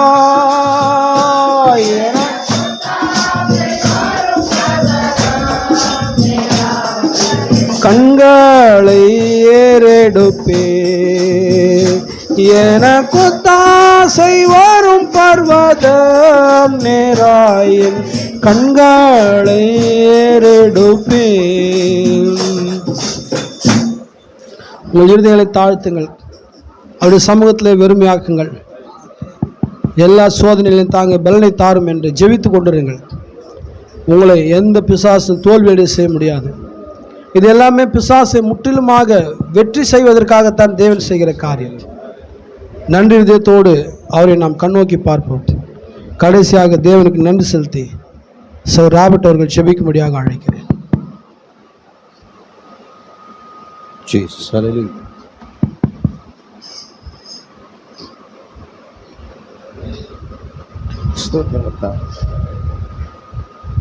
ஸ்தோத்திரம். எல்லா துதிக்கும் கனத்துக்கும் மகிமைக்கும் பார்த்துதான் இருக்கிறது. கடந்து போன நிமிடம் மட்டும் எங்களை பாதுகாத்தவர், இந்த நிமிடம் மட்டும் எங்களை நடத்தி செல்கிறவர், வருகிற நேரத்தில் எங்களை கூட்டி சேர்க்க உங்களுக்கு நன்றி கர்த்தாவே. வானம் பூமி ஒழிந்து போனாலும் ஒளிந்து போகாத வார்த்தையை கொடுத்து உங்களுடைய கிருபைக்கு நன்றி கர்த்தாவே. தேவனே, உலகத்தில் எங்கே போனாலும் கர்த்தாவே அநேக சத்தங்கள் இருக்கு கர்த்தாவே. இன்றைய உலகத்தில் அநேக சத்தங்கள் இந்த இடத்துல ஓடிக்கொண்டிருக்கிறது கர்த்தாவே. ஆனாலும் கர்த்தாவே, உம்முடைய வார்த்தையை கொடுத்த கிருபைக்கு நன்றி கர்த்தாவே. அதற்கு எங்கள் செவிகளை திறந்த கிருபைக்கு நன்றி கர்த்தாவே. தேவனே, எங்களிடத்தில் இருக்க எல்லா அவிசுவாசத்தை நீக்கத்தக்கதாக வார்த்தை நீர் கொடுக்கிற கிருபைக்கு நன்றி கர்த்தாவே. நாங்கள் பரிபூர்ணப்பட கர்த்தாவே, எங்களுக்கு முன்பாக எது வைத்தாலும் அதை நாங்கள் ஜெயத்தோடு பெற்றுக்கொள்ள நீ உதவி செய்யும் கர்த்தாவே. எங்களுக்கு விரோதமாக செய்கிற எல்லா பிசாசுகிறீர்களும் நாங்கள் நிர்மூலமாக்கி எங்களுக்காக எல்லாவற்றையும் வெற்றி சிறந்தார் என்ற நம்பிக்கையோடு நாங்கள் முன்னாடி செல்ல நீங்க உதவி செய்யுங்க கர்த்தாவே. பிசாசு எல்லாம் அந்த கால சக்தி நாங்கள் ஜெயிக்க நீ உதவி செய்யுங்க கர்த்தாவே. எங்களுக்குள்ளா இருக்கும் போட்டிகள், பொறாமைகள், கஷ்டங்கள், ஏற்றத்தாழ்வுகள் எல்லாவற்றையும் மாற்றி போடுங்க கர்த்தாவே. அதற்கு தடையாக இருக்க எங்களுடைய மேட்டிமையான எண்ணங்கள், மேட்டிமையான சிந்தைகள் எல்லாவற்றையும் மாற்றி போடுங்க கர்த்தாவே. உமக்கு பிரியமில்லாத காரியங்கள் எல்லாவற்றையும் கிளை நறுக்கி எங்களை சுத்தம் செய்யும் கர்த்தாவே. நாங்கள் உமக்கென்று வாழ கர்த்தாவே. நாங்கள் பயப்படுகிற காரியத்தை நீ மாற்றி கர்த்தாவே உடைய வார்த்தையினால் நிரப்பும் கர்த்தாவே. இதை செய்தால் என்ன ஆகும், இதை செய்தால் என்ன ஆகுமோ என்று நாங்கள் பயப்படாதபடி கர்த்தாவே உடைய வார்த்தையை முன்வைத்து நாங்கள் உண்மை அழைக்கிறோம் கர்த்தாவே. நீர் எங்களோடு நடத்தும் கர்த்தாவே. ஸ்தோத்திரம் கர்த்தாவே. தேவனே, எங்களுக்கு செய்தியை கேட்பதற்கு நீர் கொடுத்த கிருபைக்கு நன்றி கர்த்தாவே. நாங்களும் பல விதமாக சிந்தித்துக் கொண்டோம் கர்த்தாவே. ஆனால் இந்த வார்த்தையை நாங்கள் பேசும்பொழுது அது நடக்க வேண்டும் எங்களது உங்களுடைய வார்த்தையினால் நிரூபித்த கிருபைக்கு நன்றி கர்த்தாவே. நாங்களும் உலகத்தை போல எங்களுக்கு மலை போன்ற பிரச்சனைகள் இருக்குது, மலை போன்ற துயரங்களுக்கு நாங்கள் நினைத்துக் கொண்டிருக்கலாம் கர்த்தாவே. ஆனால் உங்களுடைய வார்த்தையை பேசுவதெல்லாம் நடக்கும் என்பதை நீர் எங்களுக்கு கொடுத்த கிருபைக்கு நன்றி கர்த்தாவே. தேவனை பேசின சகோதரி போதவரை உங்களுடைய கருத்தில் ஒப்புக் கொடுக்கிறோம் கர்த்தாவே. இந்த ஊழியத்தை எடுத்து நடத்தி கொண்டு உங்களுடைய பிரச்சனை அவரோடு கூட இருக்கட்டும், அவருடைய குடும்பத்தோடு அவருடைய பிள்ளைகளோடு இருக்கட்டும் கர்த்தாவே. எவ்வளவு போராட்டங்கள், மன சஞ்சலங்கள், பாரங்கள் எல்லாவற்றையும் ஒதுக்கி வைத்து விட்டு கர்த்தாவே உங்களுடைய வார்த்தைக்கான இருக்க அந்த போதவோடு உங்களுடைய பிரச்சனை இருக்கட்டும் கர்த்தாவே. தேவனை என் நாமத்தை இந்த எளிய ஒரு கலசம் தண்ணீர் கொடுத்தாலும் அதன் மகிமையை காணாமல் போவதில்லை கர்த்தாவே. இந்த சபைக்காக வார்த்தையாக தண்ணீர் கொடுக்கிற போதவரை உங்களுடைய கருத்தில் ஒப்புக் கொடுக்குங்க கர்த்தாவே. நீர் அந்த குடும்பத்தை ஆசீர்வதிங்க கர்த்தாவே. இந்த ஊழியத்தின் பாதையை பிரயாசப்படுகிற ஒவ்வொரு சகோதரியும் உடைய கருத்தில் ஒப்புக் கொடுங்க கர்த்தாவே. ஒவ்வொரு சிறு பிள்ளைகளும் உடைய கருத்தில் ஒப்புக் கொடுங்க கர்த்தாவே. தேவனை நீர் அவர்கள் வழிநடத்தும் கர்த்தாவே. அவர்கள் பலப்படுத்தும் கர்த்தாவே. அவர்கள் தேவையை சந்தியும் கர்த்தாவே. தேவனே, நீரை பொறுப்படுத்திக் கொள்ளுங்க கர்த்தாவே. இந்த ஆராதனை நீர் பொறுப்படுத்திக் கொண்ட கிருபைக்கு நன்றி கர்த்தாவே. எங்கள் ஆவி, ஆத்ம, சரீரத்தில் சொந்த எல்லாவற்றையும் உங்களுடைய கருத்தில் ஒப்படைத்து ஜெபிக்கிறோம். இயேசு கிறிஸ்துவின் விளையாட ஜெபிக்கிறேன். ஆமென், ஆமென்.